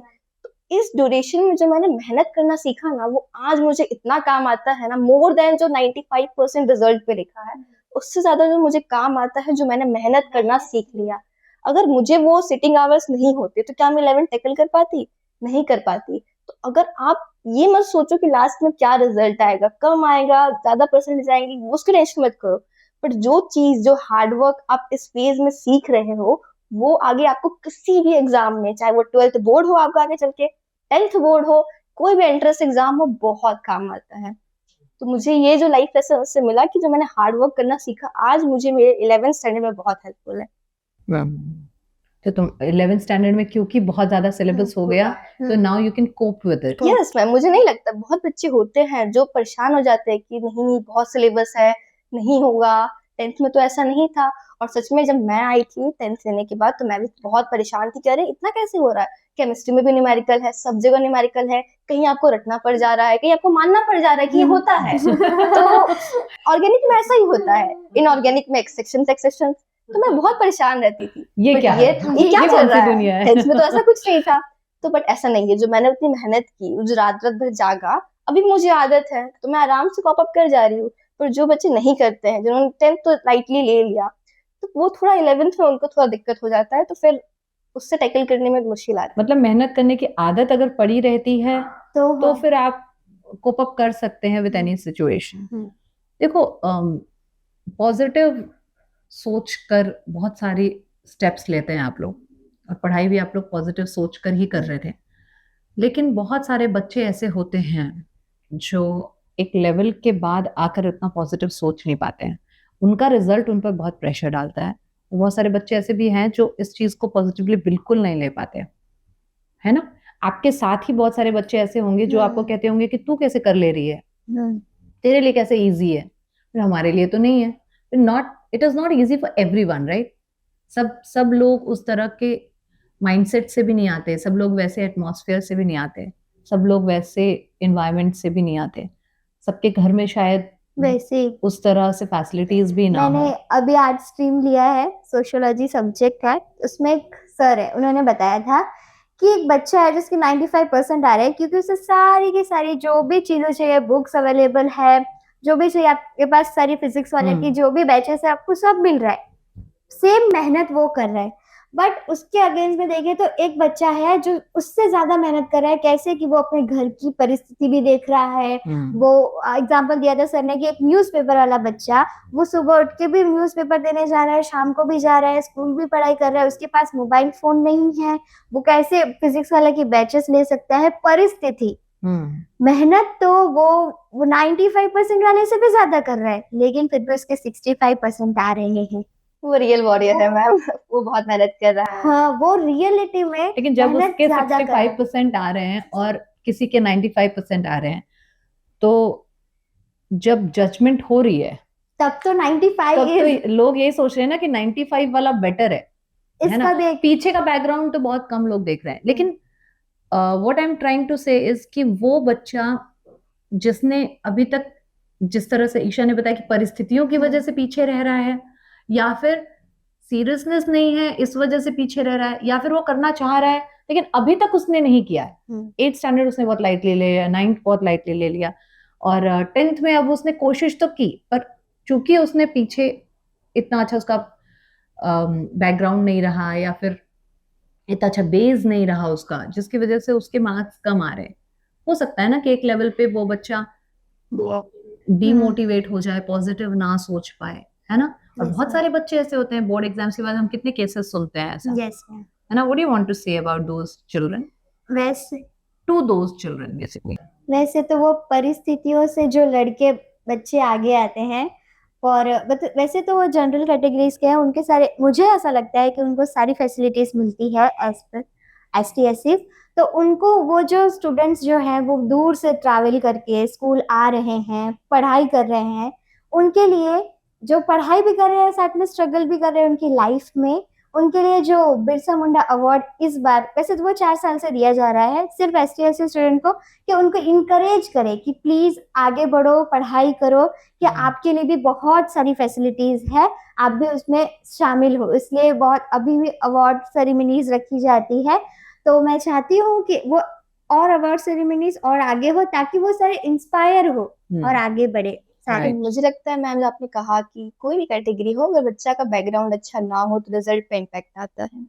तो पर आज बहुत से ऐसे केसेस हैं कि बच्चे, मतलब कोई फैसिलिटी नहीं है, घर से पानी चू रहा है, बहुत छोटे छोटे यूट्यूब के थ्रू पढ़कर बहुत अच्छे से एंट्रेंस निकाल रहे हैं। तो उन बच्चों को डीमोटिवेट नहीं होना है, खुद को सेल्फ मोटिवेट करते रहना है कि नहीं, अभी नहीं है, जो कंडीशन आज है वो जरूरी थोड़ी कि आगे भी रहेगी, बस आपको मेहनत करते रहना है। रिजल्ट थोड़े दिन नहीं अच्छा आएगा तो उस पर अपने आप पे कोई दबाव नहीं डालना है, आपको पढ़ते रहना है। आपको वो बच्चों को देखना है जो सच में, उनके पास भी कंडीशंस नहीं थी बट उन्होंने अपनी हार्ड वर्क, अपनी मेहनत से वो लाया। बहुत बच्चे आजकल, मुझे तो ये लगता है ना मैम, कि जो बच्चे बहुत गरीब होते हैं ना, उनके पास एक रहता है कि हाँ यार, मुझे मेरी परिस्थिति को ठीक करना है, तो वो और स्ट्रगल करते हैं। और एक तो जो बहुत हाई फैसिलिटी, जिन्हें बहुत ज्यादा हाई मिलती है, पेरेंट्स पढ़े लिखे हैं, तो उनको तो दिखता है कि हाँ पापा IAS है, मम्मी IAS है, तो मुझे भी कुछ अच्छा बनना पड़ेगा। एक तो वो वाला स्टेज रहता है। फर्स्ट आते हैं बीच वाले बच्चे, जिनको कभी खुशी भी मिलती है, कभी गम भी मिलता है, तो वो थोड़ा बहुत है, और सबसे ज्यादा डिस्ट्रैक्टेड सबसे भी ज्यादा रहते हैं। डिस्ट्रैक्टेड वही रहते हैं। तो जो बच्चे बहुत बैकग्राउंड, लो बैकग्राउंड से है, तो उनके लिए यही है कि आजकल सब चीज फ्री है, आप पढ़े, अच्छे से मेहनत करें और अच्छा रिजल्ट दे, कोई अच्छी एग्जाम्स वगैरह, अगर आपको जो भी इंटरेस्ट है निकाले और अपना करियर अच्छा स्टेबल कर सकते हैं। मैंने बताया ना, ये इस टाइम में मेहनत करो तो आपका जो आपका परिस्थिति आज है वो जरूरी नहीं है कि वो कल भी रहेगा, तो वो ऐसे टैकल कर सकते हैं चाहे तो। मतलब कि बेसिकली आपको डीमोटिवेट नहीं होना नहीं है, होना है। Whatever the situation is. और मेहनत करने के बाद अगर उतना फल नहीं भी मिल रहा है तो भी पेशेंस रखना है ना। No matter what life goes on. तो मुझे ऐसा लगता है कि जो बच्चे कुछ गलत कदम उठाने के लिए मजबूर हो जाते हैं क्योंकि वो कहीं ना कहीं सोचते हैं कि अब जिंदगी खत्म, अब क्या करेंगे, अब लोग क्या कहेंगे, है ना, या अब मैं मम्मी को कैसे फेस करूं, पापा को कैसे फेस करूं। सबको फेस किया जा सकता है, right? Yes, ma'am. What do you think? सबको फेस किया जा सकता है, कोई जिंदगी खत्म नहीं हो रही है, लाइफ गोज ऑन, और बहुत सारी प्रॉब्लम्स से निकलकर इससे कहीं ज्यादा मुश्किल दौर से लोग निकलते हैं और फिर उससे उससे फाइनली निकल जाते हैं, अच्छी जिंदगी लीड करते हैं। तो ये सोचना कि this is the end of life बिल्कुल भी सही नहीं है। मुझे तो ये लगता है मैम कि अगर आपको कोई चीज ना मिली हो तो आप ये सोचिए कि आपके लिए कुछ और इससे अच्छा रखा है, तो आप उसी मेहनत के साथ करते रहिए, पेशेंस रखकर कि हाँ ये नहीं हुआ कोई बात नहीं, एक चीज से लाइफ खत्म नहीं होती है, मे भी कुछ और अच्छा हो, तो आप उसके लिए मेहनत करते रहे। राइट। और एक जो टेक्निक मैं इस्तेमाल करती हूँ और हमेशा करती रही हूँ, उसको कहते हैं वेट करो। उसका नाम है वेट करो। वेट करो। वेट करो। अगर आपको इंस्टेंट कुछ नहीं मिल रहा है, आप कहीं पे सक्सेस एक्सपेक्ट कर रहे थे लेकिन फेल हो गए, ठीक है, अगर आप कहीं पर बहुत हैप्पीनेस एक्सपेक्ट कर रहे थे लेकिन नहीं मिला, और या किसी ने डांट दिया, कुछ बुरा लग गया, जेलसी फील हो रही है, किसी भी तरह की कोई भी इमोशन है, उसको आने दो और फिर उसको जाने दो। Yes, और ma'am. इन बिटवीन वेट करो। वेट करो। So this is one strategy made by me. It is a strategy already, but I have named it as wait करो। जो भी इमोशन आ रहा है उसको आने दो, सिर्फ वॉच करो, ठीक है। दुख हो रहा है ना, वॉच करो कि दुख हो रहा है, तकलीफ हो रही है, वॉच करो कि तकलीफ हो रहा है, जेलसी फील हो रही है, वॉच करो कि हाँ जेलसी फील हो रही है। डोंट रिग्रेट कि मुझे दुख हो रहा है, डोंट रिग्रेट कि मुझे खुशी हो रही है, डोंट रिग्रेट कि मुझे किसी और से जलन हो रही है। आई थिंक रिग्रेट नहीं करना है, जो भी हो रहा है ना वो होने दो, रिएक्ट मत करो, वेट करो। वेट करो। क्योंकि कोई भी इमोशन परमानेंट तो होता नहीं है और वो निकल जाता है। लेकिन जब हम इन द मोमेंट, जब हम उस इमोशन, जब इमोशंस हमारे ऊपर हावी होते हैं और हम उस वक्त रिएक्शन ले करते हैं कुछ, और कुछ ऐसा हार्श रिएक्ट करते हैं अपने ऊपर, हम अपने आप के ऊपर बहुत हार्श हो जाते हैं, कुछ करने की कोशिश करते हैं, वो जो मोमेंट होता है ना, उस मोमेंट में हम कुछ भी कर सकते हैं। इंसान तो ऐसे ही होता है ना, ह्यूमन माइंड ऐसे ही चलता है कि उस मोमेंट में हम कुछ भी कर सकते हैं, पर वो मोमेंट बीत जाने के बाद हमको लगता है अरे यार क्या ये करने की सोच रहा था मैं, तो आई वाज अ फूल, है ना, I shouldn't have reacted like that. So what we have to do is wait करो। इन शॉर्ट वेट करो। इन शॉर्ट वेट करो। That is the name of the strategy. Productivity increase करने के कुछ hacks बताइए।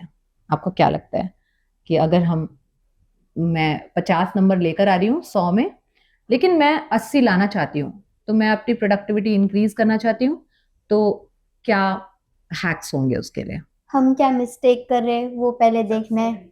सबसे पहले हमें देखना है कि हम कहाँ पे हमारे मार्क्स कट रहे हैं, हम कहाँ पे नहीं कर पा रहे हैं, हमारे कहाँ टीचर्स जो है हमारे मार्क्स काट रहे हैं, वो देखना है। फिर उसे एनालिसिस करना है अच्छी तरीके से, फिर उस पर काम करना है अच्छे से कि हमें अगर हमारे मार्क्स 55 आ रहे हैं तो हमेशा हमें कोशिश करनी चाहिए अगली बार 60 आए, अगली बार 65 आए। टारगेट ऊपर रखना चाहिए हमेशा।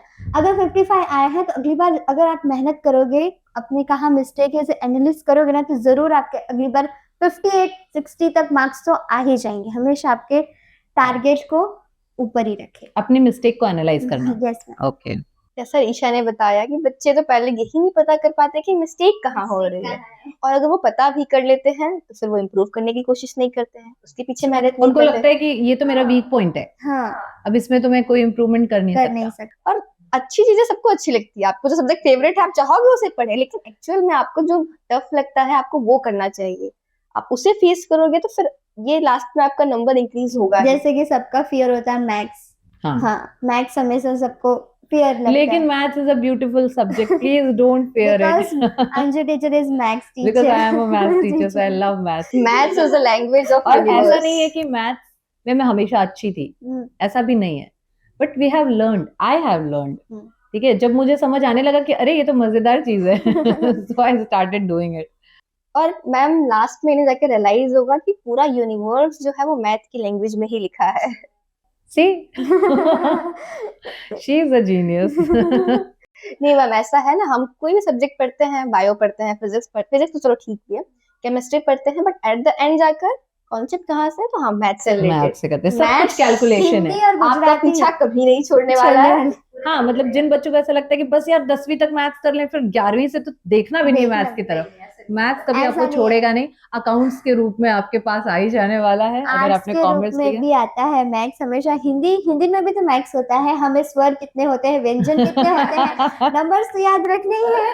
मतलब कि लाइफ जो है वो नंबर्स के साथ साथ ही साथ चलती ही रहती है, चलेगी। कैलकुलेशन बहुत इंपॉर्टेंट है ना। yes. तो जिस चीज से पीछा नहीं छुड़ा सकते उस चीज से प्यार कर लेने में ही भलाई है। समझदारी है, भलाई है। राइट, मुझे ये बताओ कि एक ऐसी स्टडी की टेक्निक बताओ, हमने काफी डिस्कस किया लेकिन एक एक्सक्लूसिव टेक्निक जो आपको लगता है कि आपने खुद डिस्कवर की है या फिर आपने कहीं से अडॉप्ट की है, ली है, और जो आपको हेल्प कर गई। मुझे आइडिया नहीं है कि मैंने खुद से डिस्कवर किया, बट ऐसा है कि मुझे लगता है कि अगर आप कोई पढ़ रहे हो, कोई चीज, कोई चैप्टर ही है या फिर कोई मैथ्स जैसे आपने बताया सब्जेक्ट है, तो आपको क्या करना चाहिए, जैसे कि मैंने कोई चैप्टर पढ़ा, फॉर एग्जांपल रियल नंबर नाम है उसका, तो उसके जो सबसे पहले इजी क्वेश्चंस होते हैं, पहले आप वो ट्राई करें, डायरेक्ट जंप नहीं करें हार्ड क्वेश्चंस पे। मैं खुद ये करा करती थी कि पहले जो इजी इजी क्वेश्चंस है वो करूँ, जिससे मुझे मोटिवेशन हो, एनर्जी बूस्ट हो। फिर जो मीडियम टाइप क्वेश्चन, जब मुझे लग रहा है कि हाँ हाँ इजी अब हो जा रहे हैं, फिर मीडियम लेवल के क्वेश्चंस करूँ। फिर जब वो लग रहा है कि वो हो रहा है, then go for reference book like R D Sharma. पहले तो एनसीईआरटी करो, एनसीईआरटी मेन है। हाँ, तो फिर किसी रेफरेंस बुक पे जाओ, like R D Sharma, R S Agarwal for maths, और साइंस वगैरह के भी हमारे पास गाला वगैरह रहती थी, तो उस पे जाओ। तो ये स्टेप्स आपको फॉलो करना चाहिए। ये है, आपको डिमोटिवेशन नहीं होगा इससे, कि आपने बेसिक से किया है। बच्चे बेसिक्स छोड़ देते हैं, डायरेक्ट हाई लेवल पे जंप कर लेते हैं, फिर नहीं होता है तो लगता है कि उनसे नहीं हो रहा है। ऐसा कुछ नहीं है, go with base, Basic. Class से जाओ, अच्छा होगा, फिर आगे चलिए। Go with basics, very important. जैसे आयुषी ने कहा, हमें बेसिक सबसे पहले क्लियर करना होगा, चाहे वो कोई भी सब्जेक्ट हो, हमें बेसिक आना ही चाहिए। पहले तो हमें जो एनसीईआरटी के सवाल है उस पर ज्यादा फोकस करना चाहिए, फिर ही उसमें भी हमें जो एक्सरसाइज के हिसाब से जाना चाहिए। ऐसा नहीं कि हमें बड़े क्वेश्चंस पहले सॉल्व कर लेते हैं फिर छोटे करते हैं। हमें पहले इजियर क्वेश्चन करने चाहिए जिससे हमें खुशी मिले, हाँ ये तो हमें आता है, फिर आगे हमें जाए। फिर ये मीडियम क्लास के करेंगे तो फिर हाँ ये चीज भी समझ आ रही है, फिर लॉन्ग पे जाएंगे।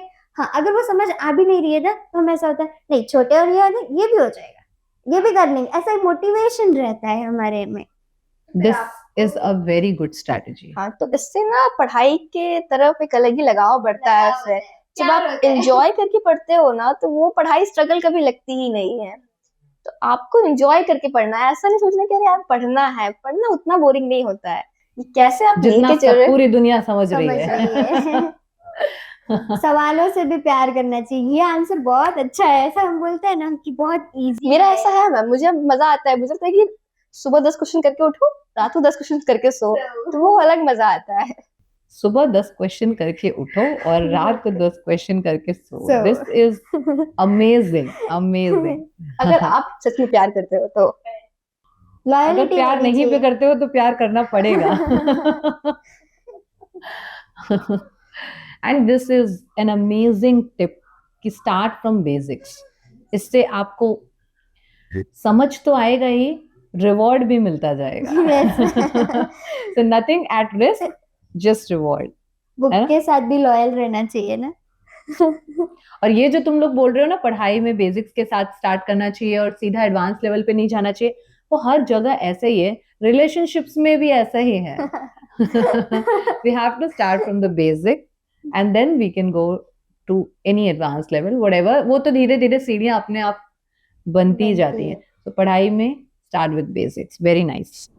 जब तुम लोग 10th स्टैंडर्ड में थे लास्ट ईयर, तो तुम लोगों ने ऑलरेडी बोला है कि स्क्रीन टाइम तो बहुत कम कर दिया था, फिर भी कितना था? थोड़ा बहुत तो देखते ही हो गए यार, थोड़ा चीज तो सभी नहीं मैम, मेरा स्क्रीन टाइम काफी था। काफी था, क्योंकि कितना होगा? मैं इस कॉन्सेप्ट पे बिलीव रखती थी ना कि जहां से नॉलेज मिल जाए वहां से ले लो। पर स्क्रीन टाइम का मतलब I am not talking about YouTube where you are studying. वो भी तो उसमें काउंट होगा ना। अकाउंट होगा। तो ऑब्वियसली मैं काउंट लेक्चर्स होगा। वगैरह देखती थी, अगर मुझे लगता कि अच्छी सीरीज आ गई इसमें अच्छे से क्वेश्चंस मिल जाएंगे तो मैं यूट्यूब पे जाके वो देखती थी। मुझे ये नहीं लगा ऑनलाइन नहीं ये करना है है। टॉपर्स का screen time, YouTube, mock test. ऐसा नहीं है, मेरा नहीं। मेरा रिवॉर्ड था, अगर इतना कर लिए तो फिर हाफ एन आवर में मोबाइल चला सकते हाँ हो। मैंने भी ऐसा Reward किया है। रहते हैं। ऐसा है, आप माइंड फ्रेश करने के लिए ऐसे अलार्म वगैरह लगाकर सेट करके 10-15 मिनट देख सकते हो तो शॉर्ट्स। तुम्हारे साथ ऐसा नहीं होता कि रील स्क्रॉल करते करते 10 मिनट, फिर सोचा थोड़ा और, फिर सोचा थोड़ा और देखा अचानक से कि अरे ये तो 1 घंटा मैम निकल गया। अंदर से आवाज आती है ना, बनना है। नहीं वो तो है, और ऐसा हुआ भी है मेरे साथ। तो स्टार्टिंग में होता था कि मुझे लगा कि अरे मैं काफी टाइम वेस्ट कर दे रही हूँ। ऐसे आपने कहा कि हाँ बस 15 हो गया ना, 20 तक, फिर 30, फिर ऐसे। हाँ, राइट तो राइट। ये होता है, ये नॉर्मल है, सबके साथ होता है। बट मैंने कहा ना कि फिर जब मुझे ऐसा रियलाइज हुआ कि नहीं, पहले ये जो मेरा गोल है वो मैं अचीव करूँ, उसके लिए मुझे ये सब दूर रखना होगा। तो फिर मैंने शॉर्ट्स वगैरह कम किया, और शॉर्ट्स में कोई फालतू भी नहीं देखती थी। वो रिलेटेड मेरे चेस वगैरह के ही रहता था, या तो पढ़ाई का रहता था, बट था कि आप उसमें टाइम लगा रहे हो। हमारी फीड ही वैसी हो गई थी, इंस्टाग्राम और यूट्यूब की भी फीड ही वैसी हो गई थी। हमारी रील्स भी वैसी ही आती थी, या रील्स तो पे पढ़ाई की आती थी, पढ़ाई की आती थी, फिजिक्स वाला। फिजिक्स वाला। Yes ma'am. राइट। तो बेसिकली ये जो बच्चे हैं इनका स्क्रीन टाइम तो कम था ही, but if you want to suggest somebody कि स्क्रीन टाइम कम करना है और कोई स्ट्रैटेजी बतानी है, तो क्या स्ट्रैटेजी बताओगे? इसमें है ना, ये हाँ, अंदर से आवाज आती है कि मुझे तो कुछ बनना है। अगर किसी बच्चे के अंदर से आवाज नहीं आ रही है तो उनके लिए ऐसा है कि आप है ना 45 मिनट पढ़ाई करो, फिर ऐसा रखो 15 मिनट आएंगे ना, उसमें हम मोबाइल देखेंगे। Okay. 45 मिनट आप अच्छे से पढ़ाई करो, अपनी जो भी बुक्स है, आपको जो भी सब्जेक्ट पसंद है उसमें 45 मिनट पढ़ाई करो, फिर वो जो 15 मिनट रखो फॉर रील्स, टाइम बाउंड कर दो। टाइम। और मैम जो ईशा ने बात बताई ना, साइंटिफिक भी है। मैंने ऐसे पढ़ा था कि आपका माइंड एक्चुअल जो 45 मिनट है ना, बहुत एक्टिव रहता है, फिर उसके बाद कम कम होते जाता है। तो ऐसा नहीं कि 2-3 घंटे लगातार बैठ जाओ, आप 45 मिनट पढ़ो। और कहा 45 मिनट हो गए, जैसे ईशा ने कहा रिवॉर्ड ले लो 15 मिनट। 15 मिनट का रिवॉर्ड ले लो। हाँ लेकिन सिर्फ 15 मिनट। ये रिवॉर्ड कहीं आधे घंटे का ना हो जाए। So self control is very important, this is what you are saying. Self control बहुत इंपॉर्टेंट है, और डिस्ट्रैक्शंस को टाइम बाउंड करना बहुत इंपॉर्टेंट है। एज अ रिवॉर्ड ठीक है, थोड़ा स्क्रीन टाइम ले लिया चलेगा, लेकिन ज्यादा नहीं, ज्यादा नहीं। है ना? ईशा ने तो पहले ही डिक्लेयर कर लिया है कि वो आउल है, और वो दिन भर भी पढ़ रही है, राइट? तो आई वांट टू नो कि अर्ली मॉर्निंग पढ़ना बेटर लगता है तुम लोगों को या लेट नाइट? जैसे अगर if you talk about me, मैं अर्ली मॉर्निंग बिल्कुल नहीं उठ सकती। अब मैं उठती हूँ मजबूरी में, बट पढ़ाई के लिए मैं कभी नहीं उठी। लेकिन लेट नाइट तक मैं पढ़ती थी, पर एक बार जो मुझे नींद आ गई तो फिर मुझे कोई कोई नहीं उठा नहीं उठा सकता। सो तुम लोग किस तरह से टाइम टेबल रखते थे? अर्ली मॉर्निंग उठ के पढ़ते थे? बहुत सारे लोग बोलते हैं ना कि सुबह सुबह पढ़ने से विद्या आती है, ये सच है क्या? विद्या नहीं, नहीं, नींद आती मैंने है। मैंने जो पर्सनली फील किया कि जब भी मुझे लर्न करना होता था ना, तो मैंने ये देखा था कि मतलब मैंने एनालाइज किया था कि जो चीज मैं दिन में पढ़ती हूँ ना, अगर उसमें 2 घंटे लग रहा है ना मुझे याद करने में, तो मुझे मॉर्निंग के टाइम में 1 घंटे में हो जाता था। ओके, तो सबका अपना अपना यानी रहता ये है। सच हो सकता है ईशा? तो मुझे ऐसा लगता था जब नींद में से उठा तब पता चले। तो मुझे मॉर्निंग में पढ़ना अच्छा लगता था, अर्ली मॉर्निंग में। तो वो डिपेंड करता था, अलार्म तो 3 बजे से ही बजता था, पर 4 बजे के अराउंड मैं उठ जाती। वो डिपेंड करता है कि ऐसा नहीं था कि सिर्फ सुबह ही पढ़ती थी, वो मेरे सिचुएशन पे था कि मुझे याद करना है तो मैं सुबह उठती, कुछ सॉल्व वगैरह करना है तो मैं रात को ही कर लेती थी, क्योंकि उतना हाँ, उसमें सुबह उठ एनर्जी के चाहिए सॉल्व नहीं करना है। नहीं, सुबह उठ के सॉल्व नहीं करना, क्योंकि मुझे पता था कि उस टाइम पे जो मेरा माइंड है वो याद करने के लिए ज्यादा कैपेबल है एज कम्पेयर टू कुछ सॉल्व करना। तो मैं सुबह में ज्यादा लर्निंग पार्ट सुबह ही करती थी, तो मैं मॉर्निंग में उठती थी। हमारा अलार्म बजता था, हम सोते थे। हमारा अलार्म बजता था, अलार्म जागता था, हम सोते थे। I have always been a late night student. एक बच्चा जो कि रात में, जब मैं स्टूडेंट थी ऑब्वियसली, सो मैं हमेशा रात लेट नाइट तक तो मैं जग के पढ़ लेती थी, बट एक बार जो मुझे नींद आ गई फिर आई कुडंट स्टडी। हाँ, कुछ ऐसे एरियाज होते होंगे जब, जैसे आज बोर्ड एग्जाम ही है तो उठना ही है, तो बहुत जब एक्सटर्नल प्रेशर रहता है या फिर इंटरनल प्रेशर रहता है, तो भले ही मैंने ये काम किया हो, आई वुडंट से कि कभी नहीं किया, बट बाय चॉइस तो कभी भी नहीं किया। नहीं। और एक और पर- चीज, जो बोर्ड एग्जाम्स के पहले हमारे, जैसे कि आयुषी ने देखा कि नहीं वो नहीं पता मुझे, वावा जोड़ू करके एक सीरीज आती थी 4:30 बजे। हाँ, बोर्ड एग्जाम गुजरात बोर्ड की तरफ, ओके बाबा जोड़ू करके गुजरात बोर्ड के स्टूडेंट्स के लिए, कि वो जो थे ना, वो एग्जाम के दिन 4:30 बजे से जब तक एग्जाम है तब तक का एक सेशन लेते थे लाइव, जिसमें वो हमें सारे इंपॉर्टेंट क्वेश्चन एकदम शॉर्ट नोट में हमें समझाते थे। I don't have idea about it. बताना था ना ईशा। क्यों नहीं, क्योंकि हमने जैसे हमारे जो था, जब वो मेरे को पता चला था तब वो आयुषी से मेरा कोई कांटेक्ट नहीं हो रहा था, क्योंकि वो ट्यूशन क्लासेस हमारे बंद हो गए थे, और मैं इतनी दूर, ये कहाँ मैं कहाँ, ऐसा होता, इसलिए ये तो मैम आता है, सीबीएसई के लिए भी ऐसे मॉर्निंग में क्लासेस चलती है। क्लासेस चलते पर हैं। क्लास 10th में डू यू थिंक इतना आपने पढ़ाई कर लिया उसके बाद ये इम्पोर्टेंट था? हाँ, बहुत इम्पोर्टेंट था। एग्जाम से पहले वाली रात पैनिक मोड या चिल मोड? मेरा तो चिल मोड। मेरा बहुत पैनिक मोड। मैं 3 बजे तक जगी थी उस दिन, और पूरा बेड खाली था, सब अगले वाले रूम में और हॉल में शिफ्ट, और पूरा बेड पे खाली किताब, और मैं इतनी परेशान कि कुछ छूट तो नहीं गया। मैं हर किताब चेक करती, सब तो पढ़ लिया। और फर्स्ट एग्जाम देने के बाद फर्स्ट एग्जाम तक इतनी मैं परेशान थी, जब तक मम्मी ने डांटा वहां से उस रूम से कि अब तो सोचा पेपर में सोएगी जाकर, तब जाके मैंने किताब बंद की, और फिर भी मैं 6 बजे उठ गई थी। फिर भी नींद नहीं आई होगी? नहीं, नींद नहीं आई थी। और टीचर पता है मुझे, ये जो था ना, बस क्लास में बैठने तक था। जिस दिन मैं क्लास में, जैसे ही मैं बैठी ना हॉल में, तो मुझे हल्का सा भी सराउंडिंग अलग करने लगा, कि जैसा एग्जाम्स होता था ना हमारे स्कूल में, ऐसे हमने मतलब 50-60 मॉक टेस्ट दे दिए थे, तो पेपर भी मुझे बिल्कुल अलग नहीं लग रहा था। तो जैसे ही मैं क्लास में गई ना, मेरा सब पैनिक मोड खत्म हो गया, जो था वो घर तक था। और मेरा पैनिक था जब रिजल्ट आने वाला था, तब मुझे नींद नहीं। वो तो रहता है कि कुछ भी हमने कर रखा हो, लेकिन पैनिक मोड तो भले रहता भी है। कितना आपको लगे कि अच्छा गया है, बट फिर भी रिजल्ट का डर तो तो रहता ही है। और जो गलतियां हम एग्जाम में करके आते हैं ना, वो मुझे हमेशा नहाते हुए याद आती थी। मुझे याद आता हाँ, था। वो दिमाग चलता है बाथरूम हाँ, में। और मैं तो रो दिया करती थी, मैं बहुत जल्दी इमोशनल होती हूँ, कोई डांट भी देते तो मैं बहुत जल्दी रो देती हूँ। तो मैं ऐसी बच्ची थी कि एक आध मार्क्स कट जाए तो इतने आंसू आते थे मुझे कि पूछो मत। अगर मैं कोई क्वेश्चन रॉन्ग भी करके आती ना, तो मैं सोचती अरे यार आउट ऑफ नहीं आएगा, राइट कर देना चाहिए था। मतलब यू वर फोकस्ड ऑन तुम्हारे मार्क्स फॉर सम रीजन, और अब Ayushi is mature enough that now she is saying कि मार्क्स से कुछ नहीं होता। नहीं होता है, यस मैम। तब पता नहीं क्यों इतना था, पता नहीं सराउंडिंग ही वैसा था। बट यू लर्न ना, यस, आपने वो लर्न किया कि हाँ मार्क्स इंपॉर्टेंट है, पर marks is not everything, everything. Right? Not the end of life.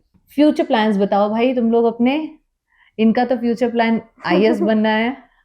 मैंने अभी, मुझे एक्चुअल में एनडीए के थ्रू जाना था, मुझे आर्म फोर्सेस से मुझे सर्व करना था कंट्री को, but I think starting of 10th मुझे स्पेक्ट्स आ गए थे, तो वो था कि 9th में कुछ ज्यादा पढ़ने के कारण। तो फिर जब ये मुझे लगा कि अब बहुत टफ है, कंपटीशन बहुत हाई है, मुझे बहुत चांसेस लगे कि मे भी क्या पता मेडिकल ना हो, तो फिर मैंने वो वाले पार्ट से अपना गोल हटा लिया। और अब मेरा जो फोकस है वो मुझे एएफएमसी जाना है, Indian arm force medical college है, जहाँ पे आप इंडियन आर्मी को सर्व कर सकते हैं। तो मेरा टारगेट था कि नॉट थ्रू एनडीए, तो अब मैं चाहती हूँ कि मैं मेडिकल के थ्रू उस फील्ड में जाऊँ, पर मुझे वहाँ जाना है, तो मैंने डिसाइड किया है कि अब मैं मेडिकल के थ्रू वहाँ जाऊंगी। Very good, very nice. मतलब गोल तक पहुंचना है, चाहे रास्ता कुछ भी हो। कुछ भी हो। नाइस। डू और डाई। डू और डाई। ईशा एंड आयुषी, जब भी हम पढ़ाई कर रहे होते हैं, क्लास 10 बोर्ड की तैयारी कर रहे होते हैं, या किसी भी कॉम्पिटिटिव एग्जाम की तैयारी कर रहे होते हैं, 12th बोर्ड की तैयारी कर रहे होते हैं, प्रेशर तो क्रिएट होता है, एक इनबिल्ट स्ट्रेस होता है, ठीक है, जिससे डील करना बहुत इंपॉर्टेंट है, अदरवाइज वो कुछ और ही रूप ले लेता है ना? हो सकता है हमको काफी डिमोटिवेट कर दे और जितनी हमने प्रिपरेशन की है सब पानी में चली जाए। तो उस स्ट्रेस से हम कैसे डील कर सकते हैं? Do you have any idea? मैं अपना पर्सनल एक्सपीरियंस शेयर करना चाहूंगी। स्ट्रेस तो मुझे स्टार्टिंग में कभी नहीं हुआ, क्योंकि मैंने कहा ना कि मैं लर्निंग फेज में थी, मैं एंजॉय करके पढ़ती थी। बट जब मैंने कहा कि क्लास डिविजन्स हुए, बच्चे आसपास में सब पढ़ने वाले हैं, थोड़ा भी मार्क्स ऊपर नीचे होता या फिर सर ने कोई सवाल दिया मुझसे सॉल्व नहीं होता तो मुझे क्या क्या पढ़ रही हूँ, क्या मैंने प्रिपरेशन अच्छे से नहीं की। और आपने जैसा कहा स्ट्रेस के साथ साथ डिमोटिवेशन आता है, तो मुझे मेरे टीचर्स कहते थे कि अगर मैं आपको आज मोटिवेशन दूं ना, तो आप घर जाकर एक दिन पढ़ोगे, मे बी 2-3 दिन पढ़ लोगे, बट फिर क्या, फिर तो वही होगा, फिर आप उसी स्ट्रेस में आओगे। तो इससे फोकस करने के लिए आपको सेल्फ मोटिवेशन करना आना चाहिए।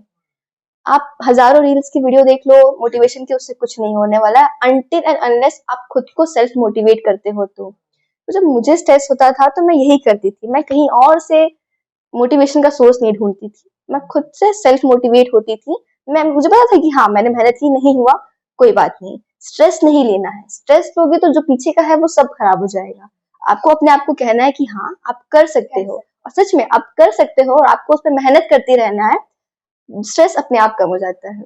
जैसे कि मेरी एक फ्रेंड ने मुझे कहा था कि अगर है ना, वैसे तो उसको कपड़ों का बहुत शौक है, तो वो जब भी इसको ऐसा होता था ना नहीं हो रही है पढ़ाई, तो वो बोलती थी कि उसकी वैसे तो फाइनेंशियल इतनी हेल्प नहीं थी, तो वो शोरूम में जाती थी, बोलती थी प्राइस टैग देखती थी और प्राइस टैग से अपने मोटिवेट करती थी, अगर मैं आज पढ़ूंगी, मैं अगर सक्सेस मुझे मिलेगा तो मुझे कोई भी चीज पसंद आएगी ना, तो मुझे किसी चीज की प्राइस नहीं देखनी पड़ेगी, मैं उसे बाय कर सकूंगी, मुझे ऐसा नहीं होगा कि पैसे नहीं है।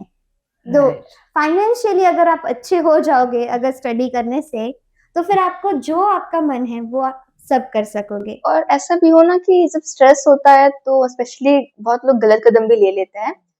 उस समय में जिसे भी अगर ये हो रहा है तो पहले तो आप कुछ मत करो, एकदम रिलैक्स हो जाओ, नहीं तो सो जाओ, क्योंकि ह्यूमन माइंड ऐसा ही है, आप इससे पहले कुछ गलत करो, इससे पहले सो जाओ, कुछ गलत ना हो। और बहुत अलग अलग सोर्स है मतलब स्ट्रेस दूर करने का, बहुत लोग म्यूजिक के थ्रू भी करते हैं, या तो कोई चीज करना पसंद है तो फिर वो कर लेते हैं उस टाइम पीरियड को, पढ़ाई को थोड़ी देर साइड पे रखकर।